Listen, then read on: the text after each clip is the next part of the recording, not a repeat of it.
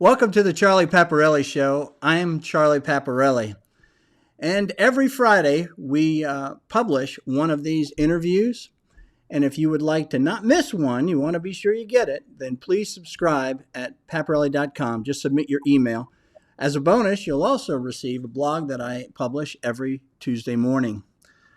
I am a professional angel investor and have been for the last 25 years plus in the Atlanta technology community. And during that time, I have met hundreds of entrepreneurs who have taught me how to start businesses and grow them into high value, high impact businesses. And that was the genesis of this show, is to talk to those entrepreneurs, but to have you listen in so you can hear their stories and you could learn how to start great businesses and grow them into high impact, high value businesses.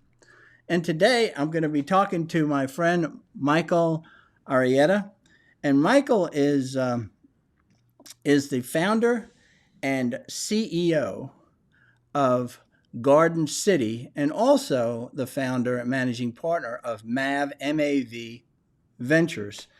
You know, I met Michael in the ATDC, Advanced Technology Development Center at Georgia Tech, while he was in town because he was working in Silicon Valley.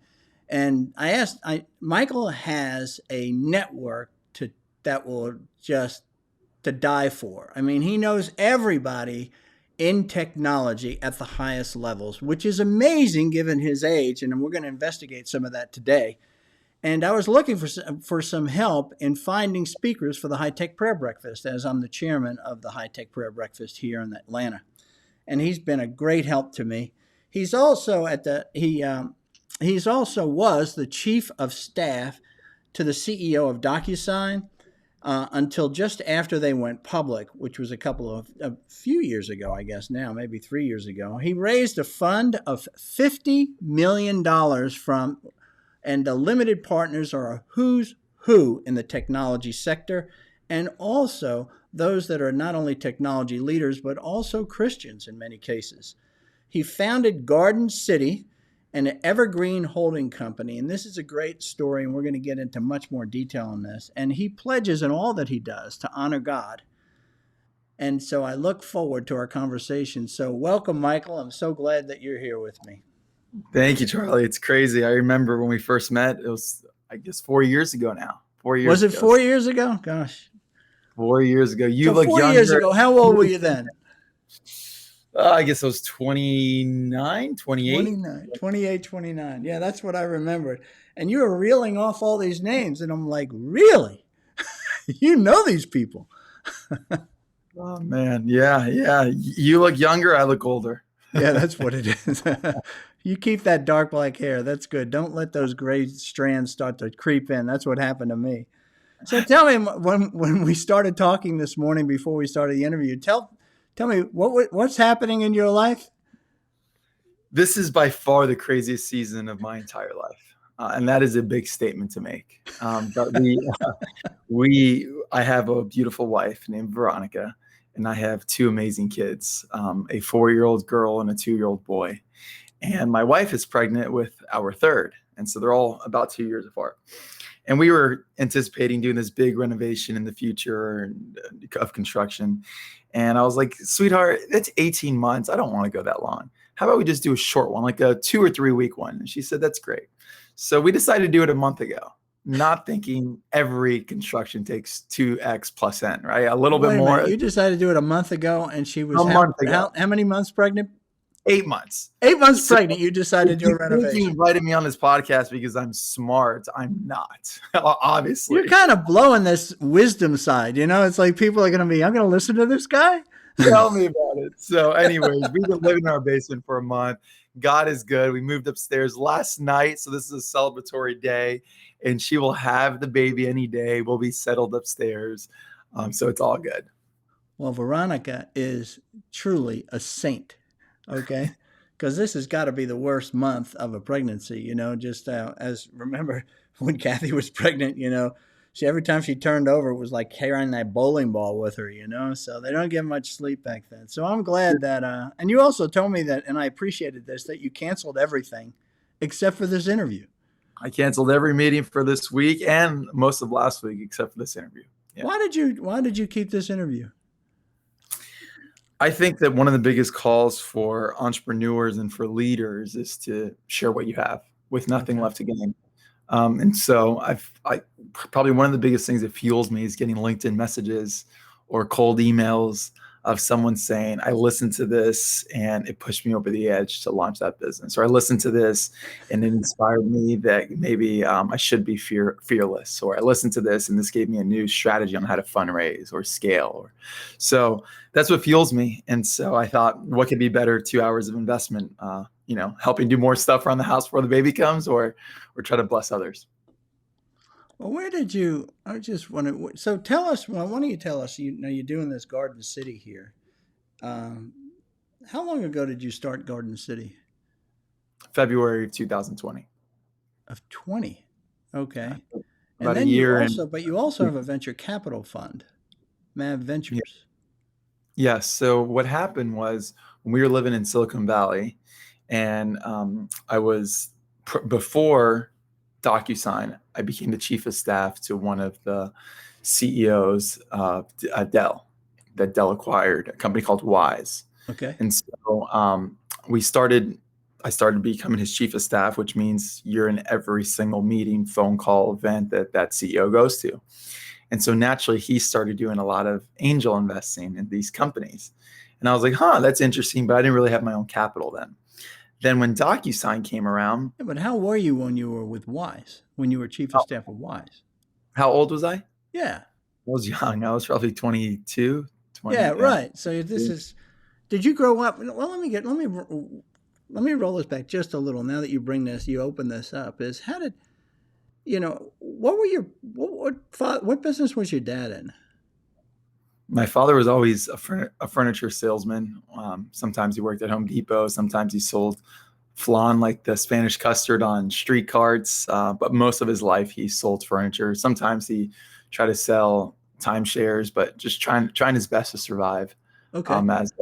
As a sales Where did you guy. grow up? Where did you grow up? South Florida. Born in Miami and raised in Fort Lauderdale, and then we moved up to Coral Springs. So, are you Cuban or you're Italian? What are you? No, that's an insult. I'm Puerto Rican. Just kidding. Yeah, I'm Puerto Rican. You're Puerto Rican. That's right. I remember that now. Everyone thinks I didn't mean to insult you. I'm so sorry about that. I mean, I went to the school, University of Miami. That's why I'm like, a bunch of Cubans and Puerto Ricans. That's right. Yeah, right. I know Puerto Ricans from where I grew up in New Jersey. I never met a Puerto Rican in South Florida. You definitely have probably not met a Puerto Rican in Atlanta. What'd you say? Definitely what? Probably have not met a Puerto Rican here in Atlanta.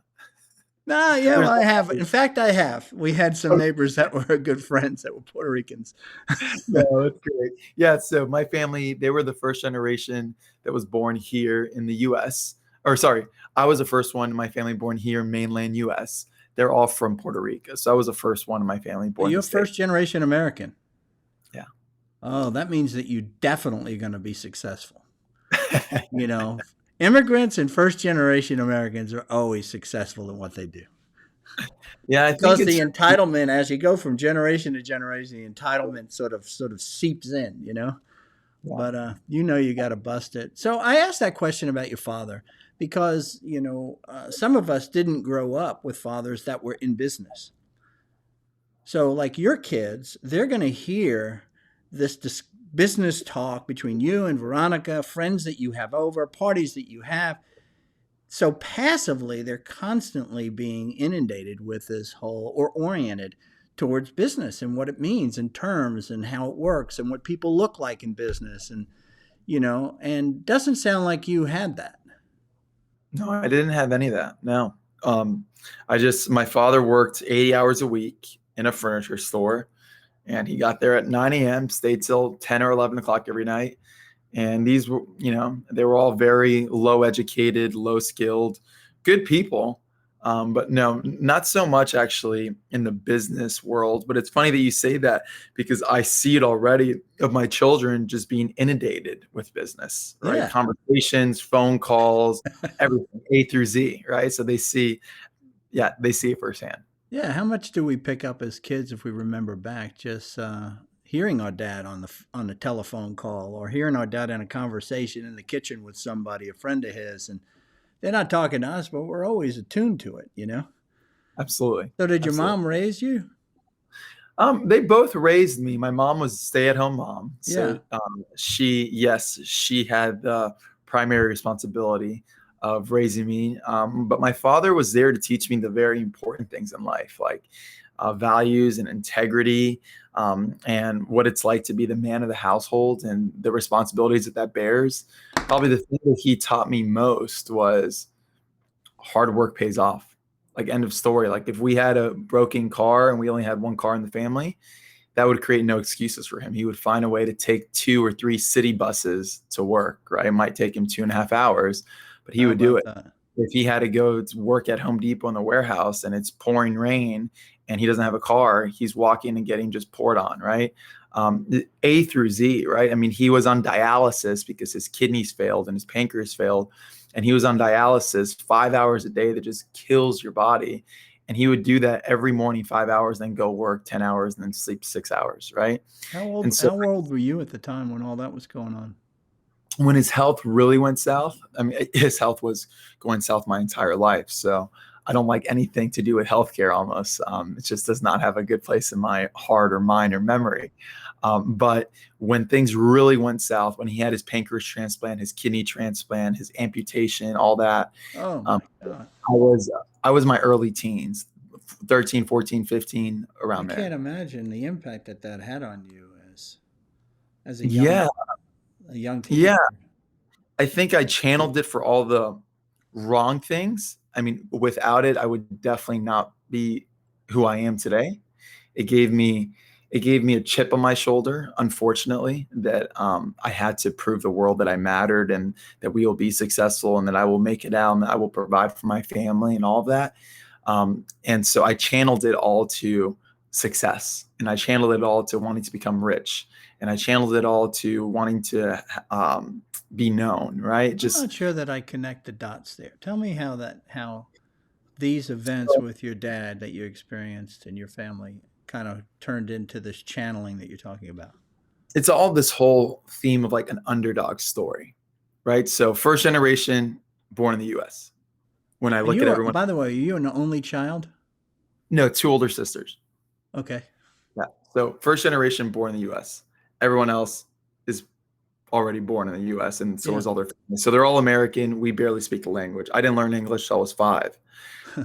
I had a severe, severe stutter problem to the point that the state of Florida gave me a disability grant to go to any private school to work to solve this disability. So Puerto Rican, everyone else is English. Stutter problem, everyone's making fun of me. Overweight, right? Everyone else is fit. Terrible at sports, everyone else is good at sports, right? We're striving to make ends meet. We've moved 18 times in 16 years, right? Because we're going to different places for different rents and whatnot, right? And so now when my father gets sick, it's just the icing on top of the cake. Now I feel the call to say, it is my time to step up and provide for my family. Right? Life has been hard. We've always been the underdog, stutter, low income, Spanish, overweight, blah, blah, blah. Now my father's sick, right? The breadwinner is now sick. I feel the call to have to rise up to the opportunity and say, I'm going to stop being a burden on my family. I'm going to start to at least provide for myself and ideally even help you guys out. So that's when I started selling Cutco knives at 17 years old when I was a junior in high school. That's when I started selling Cutco. That's when you found Cutco. Before we get to Cutco, which I think is important, how did your sisters play into this? Did they sort of step in and protect you?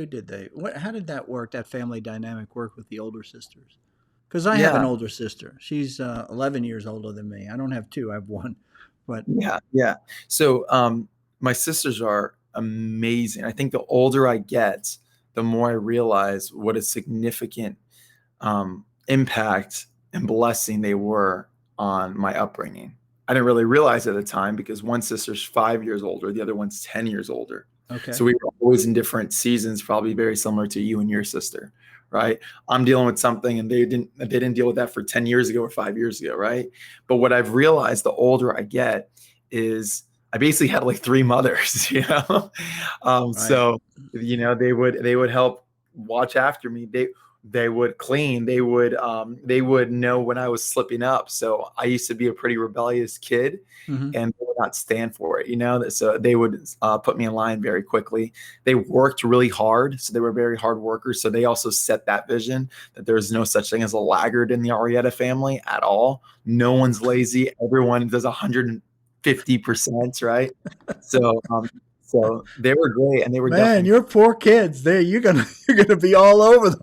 Okay. Oh, But that's a that's whole interesting nother because my podcast. sister did some of the same thing. I mean, she stepped in and she changed the course of my life early on by opening up, demanding almost to my dad about opportunities to get me out of the environments that I was in, and put me into bigger environments. So grew up in Jersey City, and she sort of demanded that I go to high school in New York. Mm. And so I commuted from Jersey City to New York City, for 4 years to go to high school. And it like opened up a whole new world for me. And it Yeah. was all because she stood her ground, saying he needs to not just get stuck in Jersey City. All right. And it Yeah. was it was interesting, so I think our older sisters do certainly have an impact on us. It's interesting to hear how yours did, but they had to step up because because your parents needed help. That was Yeah. simply it. My parents are amazing. I mean, they're wonderful. But when a family is in, I don't know if you call it survival mode, but when a family is struggling medically, financially, spiritually, physically, right? All the above, it's difficult. It doesn't make a parent good or bad. It just means that they're in a difficult circumstance. They're in a Yeah. difficult situation. Everyone needs to chip in. Everyone needs to help kind of ease the burden, right? Was it so being Puerto Rican, I'm guessing you were raised Catholic. Yes, I was. Okay, right. So how did the Catholic faith, the religion, did that play into the family in any serious way?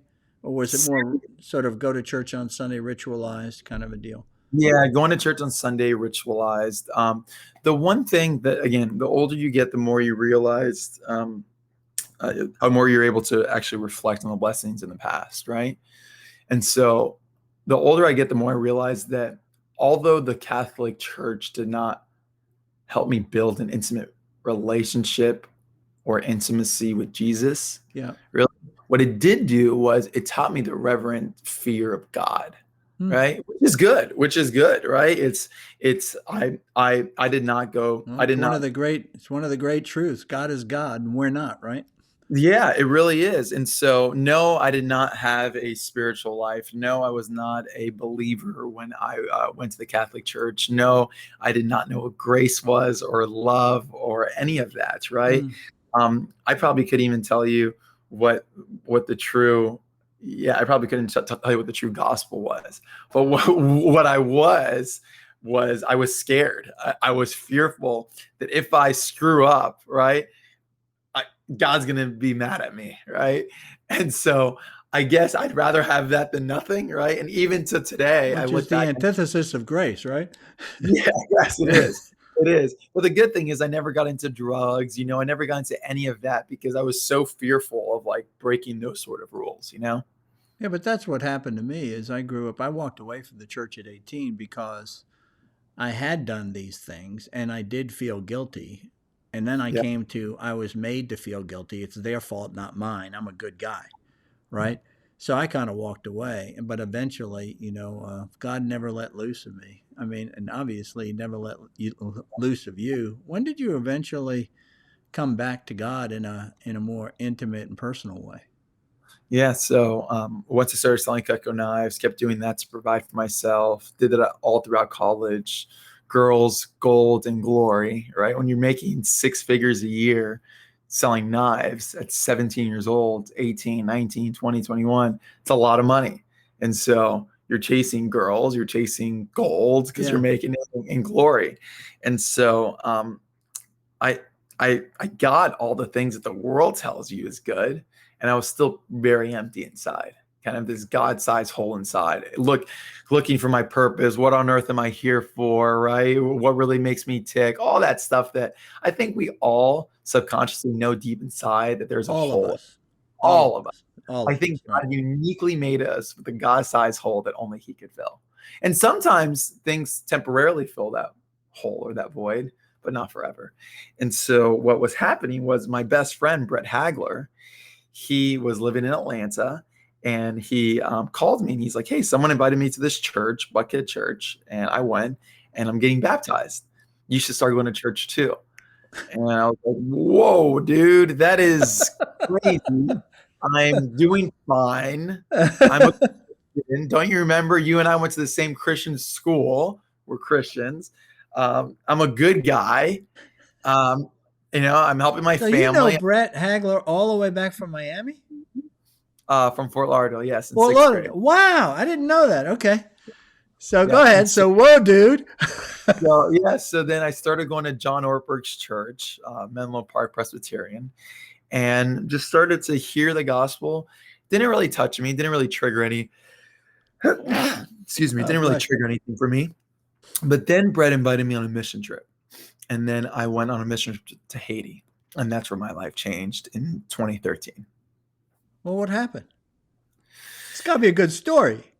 Excuse me.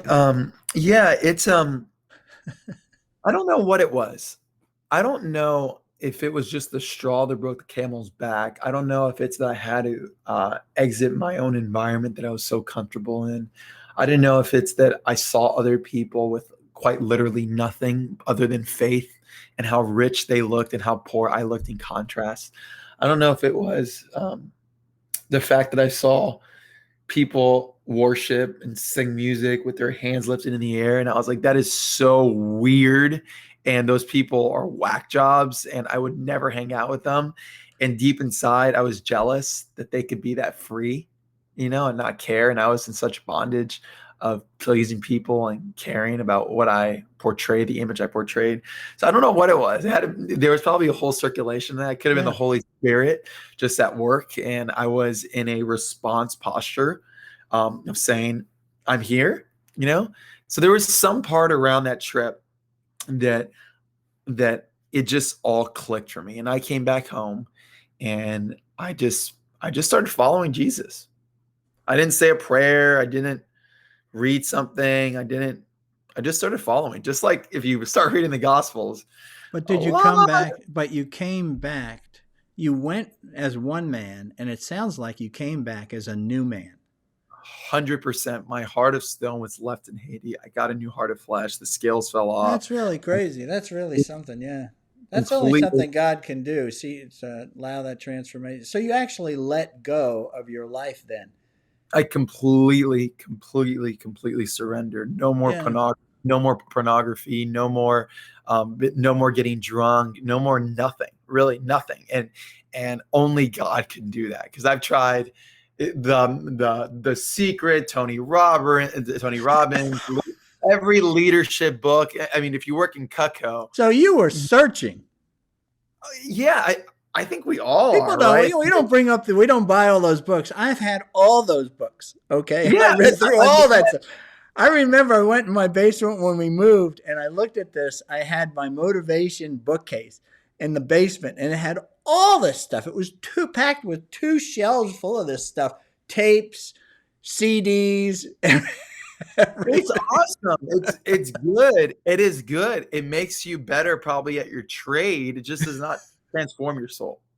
Yeah, I think that's great. Not transform your soul. And so tell me, bring me back. I think this is an interesting story, that your Cutco story. So here you are. What were you, a junior in high school, you say? Correct. And how did Cutco find you? For those of you who don't, tell them what Cutco is. Many people don't know. There's probably 3 people in the world that don't know. So maybe you should tell them what it is. Cutco is an American-made cutlery company, and they go to market direct through sales reps. The majority of their sales reps are college students that sell Cutco to their friends and family. Okay. Most people, on average, sell $1,000, $2,000 at Cutco. It's really hard to do well with Cutco because you have to call people that like, hi, Charlie, my name is Mike. You know me, I'm friends with your son. And this summer I'm selling Cutco knives. If you don't know what Cutco is, they're great kitchen cutlery knives. I'm sure you cook. Even if you don't buy anything, I get paid to come over, right? And if you do like anything, I get a commission for it, but they're great knives. And so that's it. And then when most people go sell to Charlie, they're terrible salespeople. Some of them are great, right? But it's hard. You're young, you're scared, you're reading a script. It's terrible. And then at the end, Charlie's like, I'll buy a knife from you, kid, you know? And then the kid is so scared that he's definitely not going to ask Charlie for recommendations. And so after you go through your 8 people that you have no one else to sell to. So that's the Cutco. There was a guy that came to our house. I was working, and he came. I don't know how he got to Kathy. I can't remember. His name is John Hamby. I don't know if you know John Hamby. No, there's like 50,000. Right, but he had to be. He's now a mutual, I can't remember which life insurance company it is, Northwest Mutual. So he's been very successful in Northwest. If you could do Cutco, you could do life insurance, right? And he's like you. He gets around very easily, and he kind of moves very smoothly and through a network, okay? And Kathy, I came home that night. Kathy said to me, I just met this wonderful young man. I said, who? She says, John, he sells knives. And I'm like, seriously, Kathy? And before you know it, this guy had sold us like 3 full sets, for all of our different things, right? And so when you told me you sold Cutco, I said, it was funny though, just a backstory is John eventually wound up coming to the first Bible study that I ever started in Atlanta in my office. And we supported him in his mission work, which was, he did a lot of mission work here in town. Okay. But he always worked. He wound up marrying this wonderful young lady. They got 6 kids now. We took him through all that, and he went into, he just worked the network and became a professional. And took him a long time to stop selling Cutco because people kept calling him. Yeah, that's the hardest part. Is that if you do well with Cutco. Who called you? How did you get onboarded here? When my father was very sick, I felt the need to support. And so I started working in restaurants as a waiter, and that still didn't provide enough money. And so a friend of mine was selling Cutco knives, and he was like, hey, look, you should sell Cutco knives as well. And so I went into the training. They were like, you're underage. You have to be, I think, 17 or 18 years old to do it. And I was 16 or 17. So one of the two. And she was like, but it's fine. We'll let you start. I'm not hitting my quota right now, so let's give you a try, right? Yeah, exactly. Just hear in her own head. Okay. Exactly. And thank God that she did. And so that's it. So I broke I was the number 1 salesperson in the company the first year employed. Who's the first person you called on? No clue. Had to be somebody in the family kind of a thing, or just real close. I was going to a private Christian school because of my disability. And so if you could afford a private Christian school, you could probably afford a set of Cutco knives. So most likely called every single parent in that school. And so where did you take it from there? I just kept getting more recommendations, and started selling hundreds of thousands of dollars per year of knives. And then I went to college, and in college, where did you go to college? Alabama. How did you choose the University of Alabama, being from Fort Lauderdale? Why didn't you go to one of the locals down there? My brother-in-law told me all that matters in school is 3 things: football, girls, and Greek life. And so this is your brother-in-law? My ex-brother-in-law, to be fair now. Okay, good. Be careful who you're taking advice from, right? Yeah, I got it. But he played into exactly what you were interested in at the time, right? For sure. I was like, forget academics and forget majors and forget everything else, right? But fortunately, to God's grace, I met my wife my first. How much were you making when you went to college? Your last year in high school, selling Cutco. How much did you make that year? Do you remember? I think $120,000. As a senior in high school. Yeah. What year was that? 2007. In 2007, 100. Wow, that's incredible. So then you go to college. You go to University of Alabama. Did Brett go with you there? No, Brett went to Florida State. Okay. I partied my face off every 5 nights a week. while still selling Cutco knives 5 days a week while still doing school. Well, who are you Uh, selling Cutco knives to? Now you're into a strange environment. You don't have a network anymore. Correct. You nailed it. So I go into the local Tuscaloosa office and I say, hey, there's this award every year called the Silver Cups, the #1 sales rep in the country. I'm like, hey, I'm Mike. I picked to go to school at Alabama. I'd like to sell a little bit of Cutco knives while I'm here in school to make some money. And so there's something called pink slips. So when you go into an office, they have all their orders of that office has ever done. So I would have called Charlie Pepperelli that bought a set of Cutco knives in 2001. Said, hey, Charlie, my name is Mike. I'm a student here at the University of Alabama. I noticed you bought Cutco knives 10 years ago. As you know, they have a forever guarantee. I could come to your house and sharpen them for you. I come to your house and service them. If any are chipped or cracked, I could help send them back. And I could also show you what new products that we have. And that's it. As long as I have one Charlie and he gives me 10 people, now I have 10 people to call. If I meet with 5 of those and they give me 10, now I have 50. If I meet with 10 of those and they give me 10, now I have 500, and so forth. Well, that's incredible. So that's how you go from flat-footed to back in business. And you were Yep. so you maintained your income by just doing that. I did, but it was very, Of course, this very, is very, close a deal, lose a prospect, right? I mean, it's not like you have continuing revenue from the people that buy Cutco. Oh, wait. Okay. What? not yet. You are spot on. You are correct.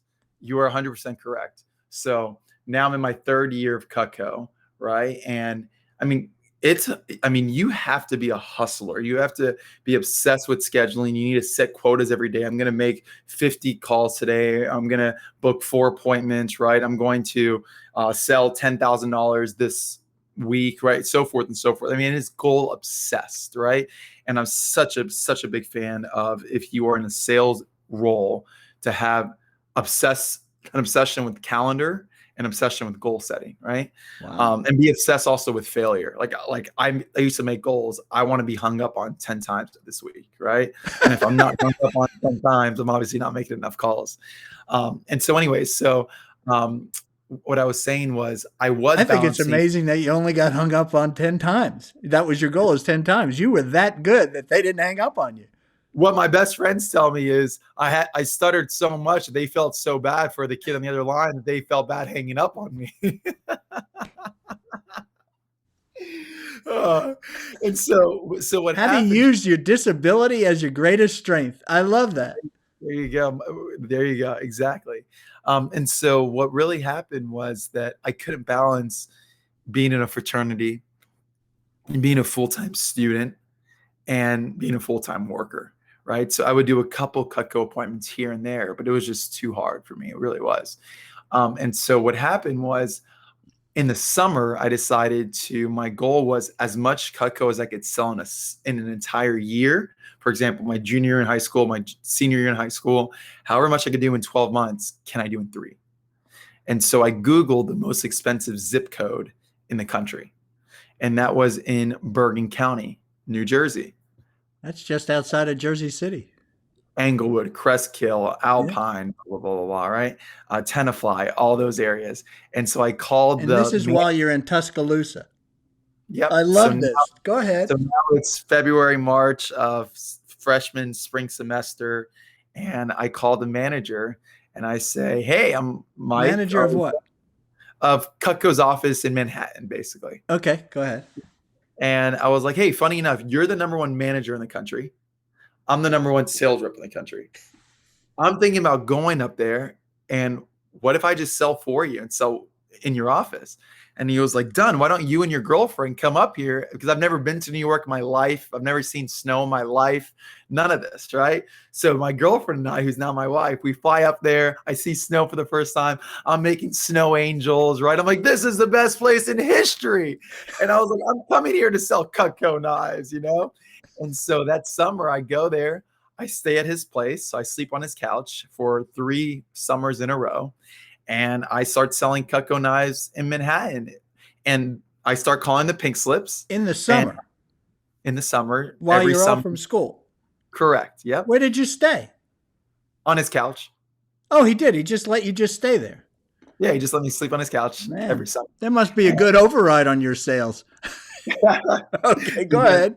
Exactly. That was it. And then so I finally found a way, just focus, goal, the whole goal, every ask I made the same to every pink slip appointment. The people's knives I'm sharpening, I would have one ask. I don't care if you buy knives. I know if I break into Bergen County, I will break my year record. I know if I could get into that zip code, I will break my year record. So the entire thing was sacrificing the short-term skittles, the short-term sales. I don't want more recommendations in Manhattan. I don't want more. If I get to Bergen, I'll break it. That was my ask for 10 appointments. Do you know anyone in Bergen County? Do you know anyone in Bergen County? Do you know anyone in Bergen County? Finally, I got one. And when I got there to that woman in Bergen County, I sat there and I said, I don't even want you to buy knives. I will give you free knives. If you help me figure out the top 20, 30, 40, 50 people that I should meet in Bergen County, you will look back and say you helped a college kid break his own record in 3 months that he did in 12. She did it. She did it. She gave me a whole list and then I broke in. And that's where How did she have such a list? I mean, how many people do you know in Buckhead? I got you. Okay. And so people just know people. Like when you called, did you say, I'm calling because, Sylvia told me to give you a call? Oh, you Exactly. did. So she said, call these people, use my name. Oh, of course. That's the only way I would. And her motivation for that was she was going to give free knives, but no, there's no motivation. Typically, there's no motivation. So if I sell you knives at the end, first of all, if you ever have an ask for anybody, you have to preface that ask before you make the ask, always. So what that means is when I started the appointment, I would say, Charlie, thank you so much for having me over to your house today. My only goal is if I do a good job today and I honor your time and so forth, and I do a good job, I don't really mind if you buy knives or not. My number one ask is if you think I do a good job, I only survive if I keep seeing more people. So at the end of the appointment, I'm going to ask you for 10 or 20 people, anyone that you think maybe likes to cook, anyone that would take the time to see me. That's it. Does that sound good and reasonable to you? So you're prefacing the ask, you're taking the fear off of them of having to buy something. So now they lean into actually what you're actually selling because they know the pressure's off and you're actually already prefacing and seeding the ask. Does that make sense? No, it makes total sense. So then when you just made them a partner in the deal.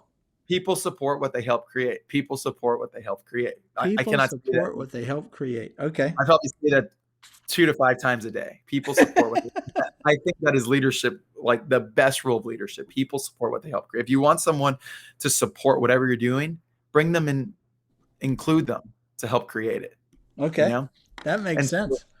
And so that was it. So then I broke in and then I started selling to like Steve Madden and Art Modell, who owns Modell Sporting Goods, and the Cleveland Browns and all these people. And then what hit me was these people have large organizations. I don't want to sell Steve and Wendy Madden a house in the Hamptons, a set of knives, and their house in Manhattan, a set of knives. That's fine. And the whole Cutco office goes crazy. Mike sold $10,000 and made $5,000 in one appointment. That's crazy. I'm sitting there thinking this is silly. He has an enterprise. And what would it look like? I didn't know the words at the time, but what would it look like to have a reoccurring service, a perpetual service? And then it hit me. What do you do when you give business gifts or customer gifts or you open a new store? I don't know, Mike, we send them a gift basket or some wine or I don't know, something, gift cards, some swag. Like, well, that's silly because they use that and they throw it away. It's not the gift that keeps on giving. So what if you just get a smaller set? We put a custom plaque that says the Steve Madden logo that says, congratulations on opening the Atlanta Buckhead store. And you put your John Hancock on it. It sits there. Everyone brings their lunches in every day. They're going to use it every day. Everyone uses knives, right? And it's sitting there. It costs as much as your gift basket. It has a forever guarantee, right? And they love it. It's a quality gift. And so what would happen, Charlie, is I started doing this. So when I went back to school in the fall, I would get text messages from all the assistants. Two sets, 3 sets, 1 set, 4 sets, 2 sets, all reoccurring. Now they're calling you. Now you're an order taker as opposed to a sales guy. That was fantastic. And so all those people in Bergen County that you sold, if they had these businesses, that was your method of then going forward. So how long did that go on? What was your best year ever? What's the most you ever made at Cutco? it was close. The most probably was I don't remember exactly. 170 in college in those You're in summers. college making that kind of money. Yeah, What were you driving? a stupid car. Like of course, I was so insecure, right? So insecure, right? So I so cared about what I looked like and what I drove, and I'm buying watches now. So I'm going to the watch Well, store in that's what we between. all go through. Yeah, the materialism has to creep in, right? So I bought, yeah. So I bought this. So my first car was a Infinity G37, like the Oh, two-door wow. coupe, and then I upgraded to the Infinity M45, and so dumb. And like now I'm begging my dad to give me his 2002 Toyota Avalon that has like no paint on the ceiling with like no air conditioning, because I'm like, I drive to work. Like that's all. I don't need a, like, can you please, I'm begging him to give me his car. So What did your peers in the Greek system? Did you stay in the Greek system the whole time? yeah. What did they think of you? I mean, you were you were making what they hoped to make by the time they were 30. Okay. You were making it while you were at the fraternity house. Yeah. I don't know. I mean, I think the ones that had a business mindset, that were always thinking of post-graduation, they were always thinking of success, they were always thinking about, what their LinkedIn would future say, those naturally gravitated towards me and like would ask me business book questions and so forth. Mm-hmm. But I would say 95% of them, they knew me as Mike the Pike, right? They knew me as the guy that goes to every single party 5 nights a week, drinks way too much, goes to every football game, is trying to date the most girls, blah, blah, blah. I mean, I was lost. I was completely lost. So from the outside in, no one even knew I did Cutco almost. How about that? So there were only like 5% of the people in the fraternity would actually come to you for advice or admired you for what you were doing. And they knew what you were doing because they had that natural interest and sort of were asking those questions. That makes sense. The other 95% were there for the party. Yeah, exactly. The 95% love to party with me, right? And go to Vegas or New York, or blah, blah, blah. Go to Vegas and New York. So they had the money to be flying around like that? They had their parents' money to fly around. I had my own they money. don't. So where did you meet Veronica? Freshman year going into college. So how long did it take her to straighten you out? She never did. Jesus did. Yeah. Yeah, without a doubt. Where's her family from? Her family's originally from Houston and then Boca Raton. The way that we met is Alabama had a Facebook group called Incoming Freshmen from South Florida or something like that. So like a good guy does, I scrolled through 100 pages and looked for the prettiest girls incoming from South Florida, knowing we already had a mutual point of introduction, through this Facebook group. So I messaged the prettiest girl, Veronica, and I said, hey, I see that we're both from South Florida. I'm already in a fraternity. You're not in a sorority yet because that doesn't start for a while. Why don't you start coming to our fraternity parties, which every freshman's lonely and scared because they don't have any friends, new environment. So that was the way I thought, unfortunately, at the time. And we started dating our freshman year. Veronica's always had the most Christ-like tendencies: love, joy, peace, patience, forgiveness, kindness, all of them, right? All of them. So when she gifts of the Spirit right there. Completely. And so when she actually became a believer later on, in 8 years after that, right, from when we met, not much change, because she already had so much fruit of the Spirit already, right? Yeah, but how did she put up with the guy that was making all this money? You're dating her, but you're dating other people, right? Other girls. You're buying all this stuff. So you're very materialistic. You're the top sales guy. I mean, I know. I mean, that's what we would do, right? I'm not saying that it's not an indictment. It's just the way, it's the way it is in sales, okay? Especially early on like that. Yeah. So how did, it's amazing that I guess what I'm asking is, why did she stick with you? It's one of the few things that could actually make me tear up. Just my daughter's middle name, our first daughter, Her middle name is Grace. And I didn't care if it was a boy or girl, but I was like, there's one name I'm giving to our child. It's Grace. And just, I get to see Jesus's grace through my wife. And as much as the idiotic, stupid things I did, she just was present. She just was steady. She just kept forgiving. She kept seeing past my insecurities, my flaws, my weaknesses. And she just kept seeing, hopefully, the man that she believed existed inside. I don't think it's believed. I think she saw it. You just didn't see it. Yeah, that's what a good woman will do for a man, is they see in us what we don't see in us. That's so good. Yeah, a good woman sees in us what we don't see in us. That's exactly. I remember, to quickly fast forward. And that's the good and the bad. So, you can have a woman, she'll see and say, that guy's a really good guy. Why don't you like that guy? And Kathy has done this to me. She goes, he's not a good man. Veronica's I was like, I love this guy. He's like one of my friends. He's not a good man. And 2-3 years later, she was right. Okay. Veronica, that's so many times. From investments that we've made, every investment we've ever made, she's always signed off on.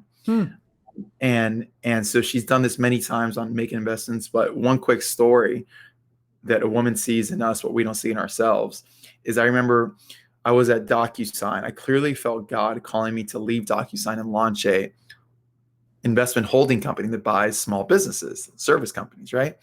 And I thought I should launch a fund and raise committed capital. I've never done that before, but you raise a blind pool of capital, and when you find good service companies to buy, you just call down the capital. It's already committed in the bank account.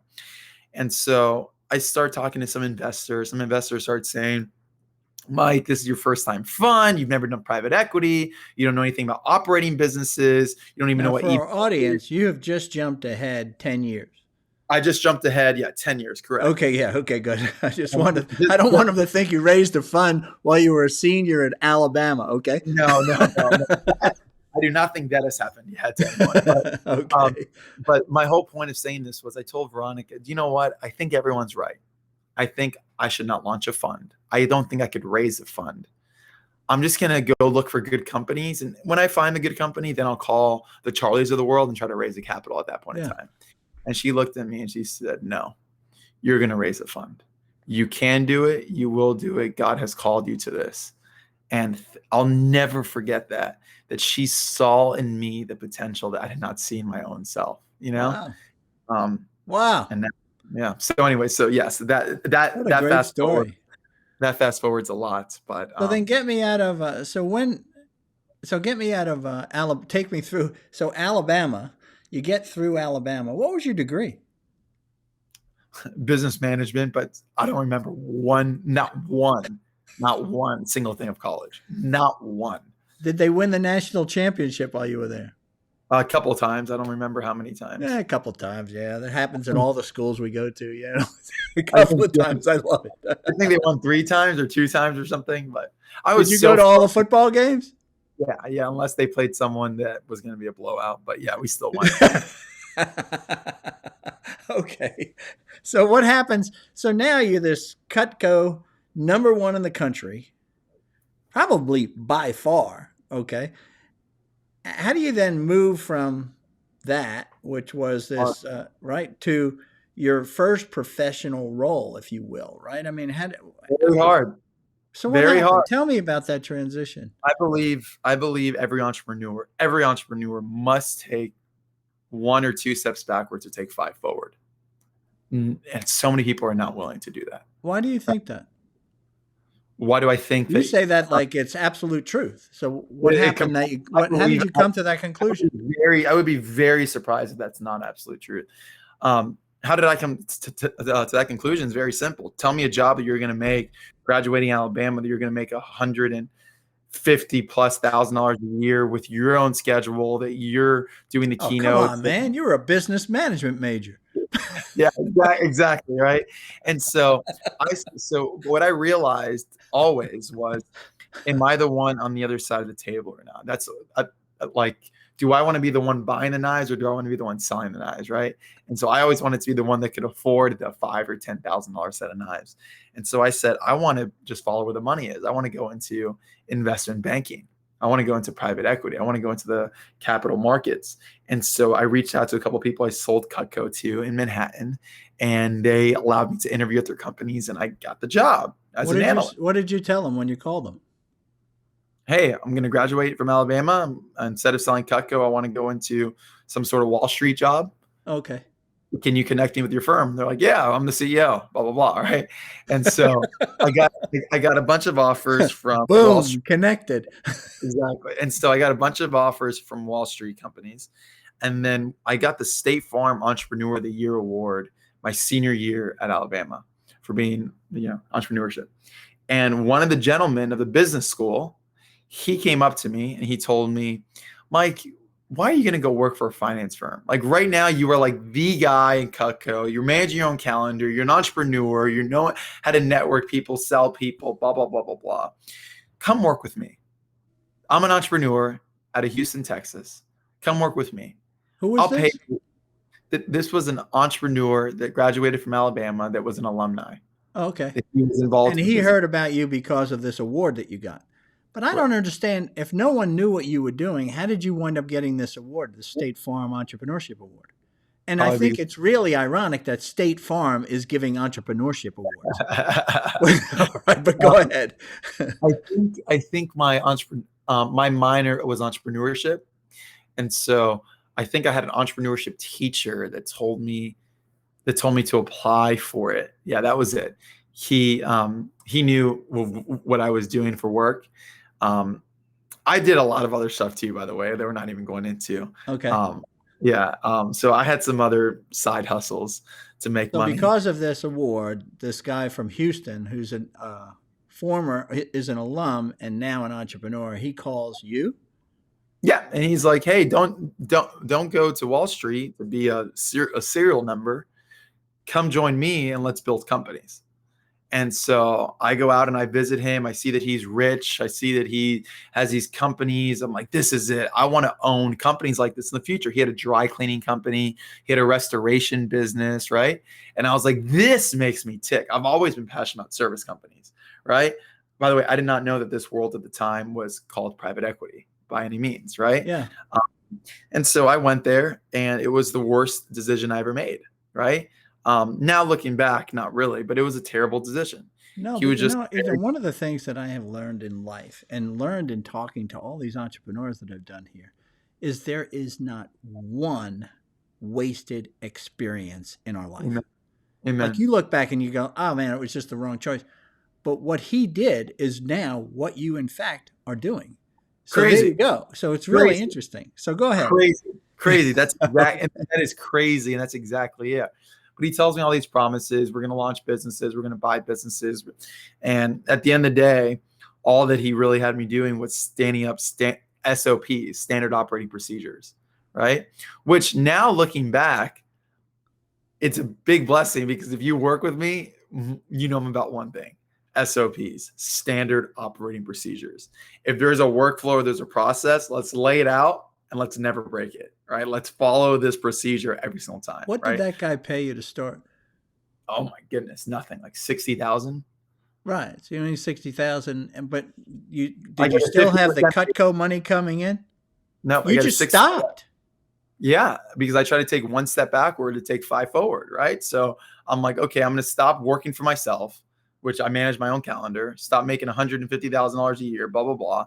And I'm going to go. And if I want to be him, I can't just keep doing Cutco. I have to take a step backwards, right? Which, Charlie, by the way, almost no good Cutco people do, which drives me crazy, right? It drives me crazy because they taste 150,000 and with their experience, not too many other people could pay them 150,000 or $200,000 a year, right? Yeah. So they just stay there. And I get on my 2 knees. I'm like, please go take a job making 80 or 90. And in 5 years from now, you'll be making 300 or blah, blah, blah, right? Or 10. Right. But very few people are willing to do that. Very few. So I did it. Isn't that something? And it only lasted 3 months. And I realized what's really interesting to me too, is he didn't use any of your strengths None. It appears to me. Now, maybe your strength, maybe you're very, well, he did use a strength. You obviously were very process oriented to be the top of your game in Cutco. You had to be. Like you said, I had my I plan, never I had the saw. calls I had to make. You set your days up. Yeah, I don't Okay. know. Yeah, for Down to me, the number of fails you were trying to get to. Okay, which was really extraordinary for me. it really helped me see a company internally. I never saw P&L. I never saw. I mean, that there's a company that has service trucks, right, and work orders and parts and dispatches, right, and Yeah. how does the whole thing work and quote to cash, right, and so Were you that married at the time to Veronica? nope, still dating. We just graduated college. So she She went moved down to out. Boca Raton and you went to Houston? Nope, she went to Silicon Valley. So she joined a tech PR firm in Silicon Valley. Yeah. That's where her father was living, and that's where she went. So I said, I hate Houston. I'm going to go and visit you. And when I was there, I met with a CEO of a tech company called Wise, WYSE. Okay. How did you meet that guy? My father-in-law knew him. Oh, okay. Yeah. And he said, I think this guy's looking for somebody. I think he might fit the bill. No, he told the CEO, my son-in-law or my daughter's boyfriend was the number one Cutco guy. He's a hustler. He'll run through a brick wall. He's good. And so the CEO's like, how old is he? And my father-in-law said 21. He said, well, Alexander the Great conquered the world in 19. So he's got some work to do, which shows you how he thought about young people, which was phenomenal. And he gave me a chance to come in. And what was it? What's his name? Tarkin Manor. Okay. And so what happened, Charlie, was once again, I became another serial number. So I went to Wise, and I'm now an individual contributor at Wise. What did he pay you? 120, I think was 120. So you kind of like doubled your pay. Yep, I'm still not a Cutco. Right. Yeah, but now you're paying California state taxes. Exactly. But and now then paying California rents. Okay. Now I'm at least in a professional job. Yeah. Right. Where it's like I broke in, I'm in a professional job. Right. And what did he hire you as? This was extremely strategic. I'm such like people that I mentor, I tell them like I believe you really need to be completely strategic about your roles and which roles you say yes and which ones you say no to. So a big thing for me was I'm not going to be an inside sales rep. Like I'm just not going to be. Like these people have no experience. I've been working for 5-6 years at this point. I'm sorry, right? And so the question that I don't know if I came up with it or someone told me is, can you create a job for me? Can you create a job for me? And so they created a job for me to manage all of the resellers of Wise. So many tech companies, as you know, Charlie, they have resellers, and they didn't have anyone managing those resellers. And that's where 80% of their revenue came from, right? And so I became a channel sales manager. The title sounded bigger than it was, right? And that's what I did. And I'm in a cube. I'm traveling like crazy now. So at least I'm doing the travel life. So I'm showing all my Cutco buds. Hey, look at me now. I'm really traveling, right? And I'm now a silver on Delta. Oh my goodness, I'm a platinum on Delta. I broke the Marriott platinum account. And so that's all you talk about at dinner, obviously, with your friends. Like, oh yeah, I checked into the Marriott and I got upgraded to a 1-bedroom corner suite, and all that stupid stuff. And so now you can pay me to stay in a hotel. I hate hotels. And so anyways, what happened, Charlie, was this. I would be obsessed with staring at the CEO's office. And I would stay there late every night. And one day we made an acquisition of a company. I had nothing to do with it, obviously. And I stayed there late. I see the CEO still in the office. And this is the day we bought the company. It's 5:00. It's 6:00. It's 7:00. I'm probably looking at Facebook, but he's the only one left in there. So he stands up to go to the bathroom. So I stand up and go to the bathroom as well. Like, hey, I didn't know you were still here, Hey, you remember me? Like my future father-in-law, he introduced, like, yeah. And he's like, you're still here? I'm like, yeah. He's like, what are you doing tonight? And I was like, nothing at all, nothing. I'm just working all night. And he's like, well, we're gonna have a celebration dinner with the executive staff to celebrate the acquisition. You're Gary's future son-in-law. Why don't you come with us? And I was like, yes.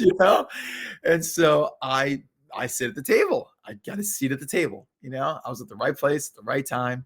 And all of a sudden, he starts to take a little bit of a liking to me. And I eventually tell him, like, hey, I'm moving to Atlanta because I'm just a channel sales manager. I could do this job anywhere. You're still paying me $120K in Silicon Valley or $120K in Atlanta. I don't speak to anyone here. My job's basically remote. And so he told me, what would it take to have you stay here at headquarters? I said, I would have to become your chief of staff. I don't know if I called it that. I think I called it. Where did you come up with that thing? I think I just wanted to be his apprentice. I just wanted to be a fly on the wall. I just wanted to be, I wanted to learn from him. I wanted to be in the meeting. Everyone sees a CEO door in every company you're in. You're always wondering what's going on in there. You're always dying to hear something, see something, like always you're dying to. And so I just wanted to be an apprentice. I wanted to be a fly on the wall, and I thought I deserved it unrighteously. I'm just like, look, like I got to see the table with Steve Madden and Art Modell. I was the number one sales guy. Now you're just putting me in a cube. I'm worth so much more than this, And so he said, okay. And I became How long was it from the day you started with him until you got that job? 1 year. 1 year. Okay, go ahead. 1 year. And then he brought me in and said, hey, I just went to the World Economic Forum in Davos, met with Michael Dell, and we're going to sell the company. And so I was like, wow. So then we got acquired by Dell, and we got acquired for $1 billion, like 1.2 billion. And now he becomes the CEO of Dell's cloud group. Dell never had a cloud group. This was their first ever acquisition. So now I'm this 22-year-old, whatever, chief of staff of Dell, cloud group basically. And that's really where I started getting into the majors, if that makes sense. Yeah. Why do you come to that conclusion? What happened?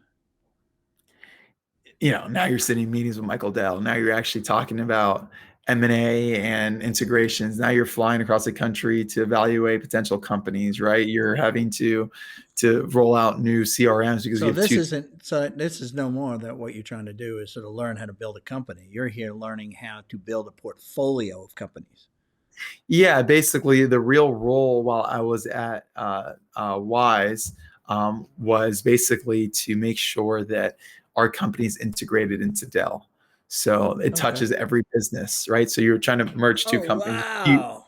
Do you need two accounting teams? Do you need two sales teams? Are these two sales reps covering both Atlanta? Do you only need one? What's the quota you give both of them? How do you transition one out, right?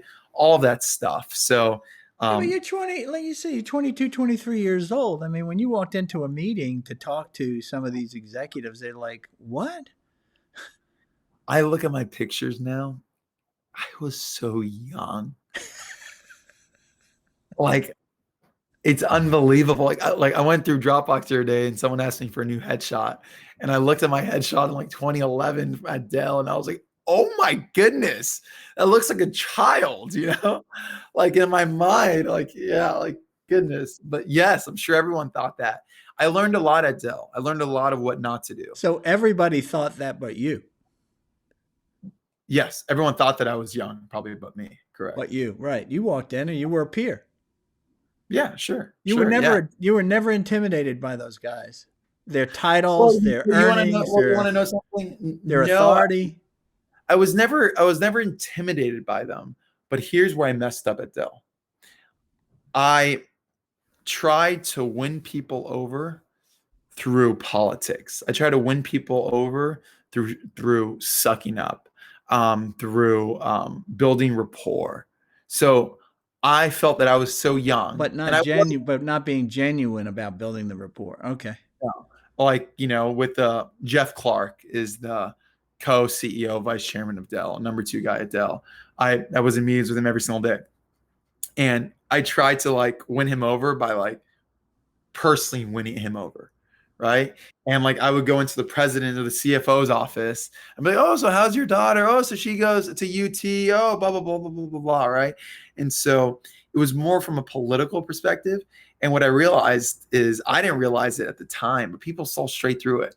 They're like, you're a young guy that doesn't know what to do or how to do it. And you're just trying to win me over personally. Yeah. And so what happened was one of our board members was also on the board at DocuSign.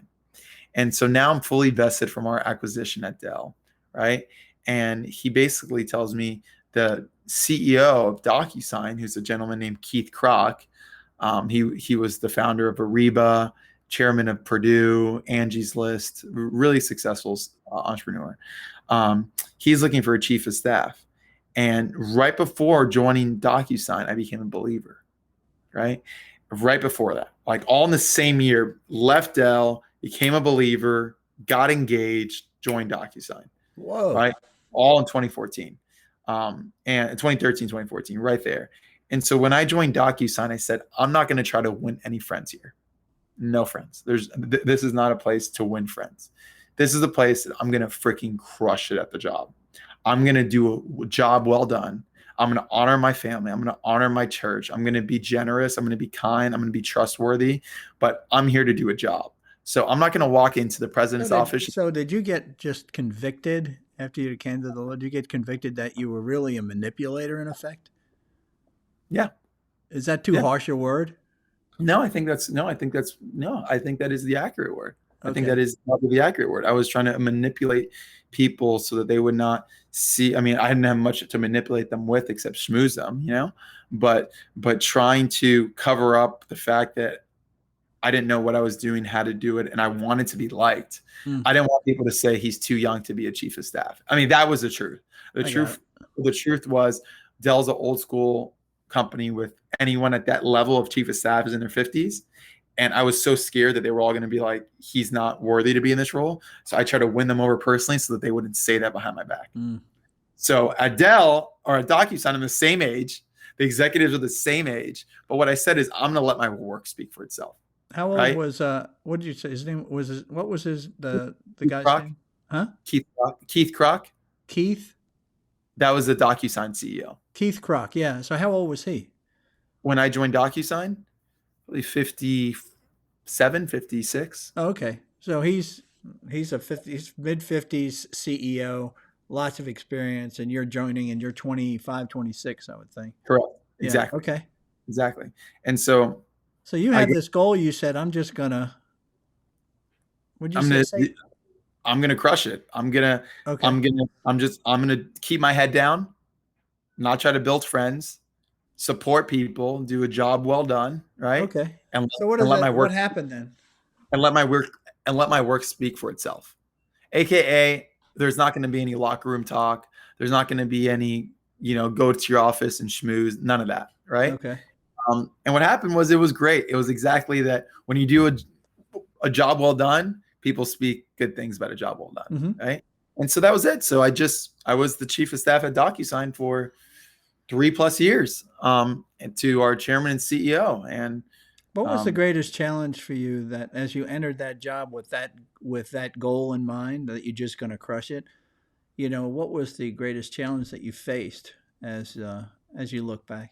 Keeping up with Keith, keeping up with him. I mean, he's one of the most successful entrepreneurs, I think, in the country. I mean, he was the youngest ever vice president at General Motors, started his first company after Harvard Business School. He sold that company when he was like 32 for $300 million. First ever entrepreneur in residence at Benchmark. Launched a company called Ariba, biggest IPO in history in the .com. Went public at $43 billion in 2001. Made $5-6 billion. Right then, first investor in Box, Angie's List, chairman of the board of trustees of Purdue, biggest owner of DocuSign. So he was just I'm just always curious. So here's this guy. He's a billionaire. Oh yeah, by far. Well, many times over. Yeah, many times. Yeah. Right. So what keeps a guy like that, at 57 years old, still in a sort of stress-filled, very busy position like that? And like, I think he's just a natural What's their born. motivation? What kind of keeps them going like that? I'm not saying they should stop, but you're saying he was running the company. Oh, for sure. Yeah, Yeah. you would think that you start to get to the level where you say, I'm going to be above all of that, not in the day-to-day operations sort of roles, you know? But it's interesting, guys like him, that Yeah, it's I sort of think like they know that it's their strength or something, and it that is. we're, It is. I think it's what makes him tick. When he became chairman of the board of trustees at Purdue, he's retired now. His 5 kids, he's and he was a chairman of the board at DocuSign. And DocuSign is a little company. It was like 50 people. And yeah, 50 people. I And didn't know that when you joined yeah, them. That was yeah. 2014. We know them now as a public Well, company, when but I back joined, then, 50 people. when I joined, we were about 150. Okay. But when he joined, they were 50. So I think he realized that he's an entrepreneur through and through. He's all about escape velocity. That's what he's all about: escape velocity, category creation, right? That's cool. That's cool. Yeah. And so anyways, so I started working for Keith. In my interview with Keith, he canceled on me 6 times. Every single time he canceled on me. I kept doing back channels to him through anyone and everyone that I knew, basically saying, hey, could you ping Keith? Could you ping Keith? Could you ping Keith about me? Right. What happened? He was getting all these calls from Bergen County, or what was the deal? Just different people in Silicon Valley that I didn't have very many high-level connections at the time, but the ones that I did have. And then finally, he took a meeting with me and gave me like 20 minutes. And he's like, so tell me about you. And I was like, yeah, so, Cutco knives. Here's how I did Cutco. And I'm on a sales job. He goes, no, you weren't really. And he was like, you did Cutco. You were the number 1 sales job. He was like, you're hired. He's like, you're done. And I was like, wait, what? And he was like, I mean, not really, but yes. And his chief of staff was behind me, which was the most awkward thing the whole time because she was leaving, right? She's double my age, obviously. And so he's like, are you really a chief of staff at Dell today? And all of this is so providential. All of this is. I was like, yes, I am. And he goes, and you know Michael Dell? And I was like, yes, I do. He goes, and you're the chief of staff to the CEO of Cloud Group, Tarkin. I go, yeah, actually, I can't believe that we're talking today. Tarkin just left Dell and he launched, and now he's the CEO of a new company. And he's actually having his launch party tonight at the St. Regis Hotel here in San Francisco. And I have an offer in my inbox from him. He's begging me to join him at his new company. He goes, I live at the St. Regis. I go, no way. He goes, listen, you're hired if Tarkin says you're great, if you really have an offer from him, if you really know Michael Dell and you are the number 1 sales guy at Cutco. He goes, I have a dinner with someone at 6 p.m. tonight. Go, and he pulled me out of the restaurant in the St. Regis at 8. Let's go upstairs and meet Tarkin at 8. So I walk in to the hotel. I tell Tarkin, I know this is weird, but I know you gave me an offer to join your company. I want to join this other company, DocuSign. You might have heard of it. Like some realtors, they use it for real estate transactions, blah, blah, blah. But this guy's like a once in a lifetime entrepreneur that I want to work with and learn from. Can you please give me the blessing and give him a recommendation in person? And he was like, absolutely. So I pull Keith out of dinner. He's having dinner with Pat Gelsinger, my mentor.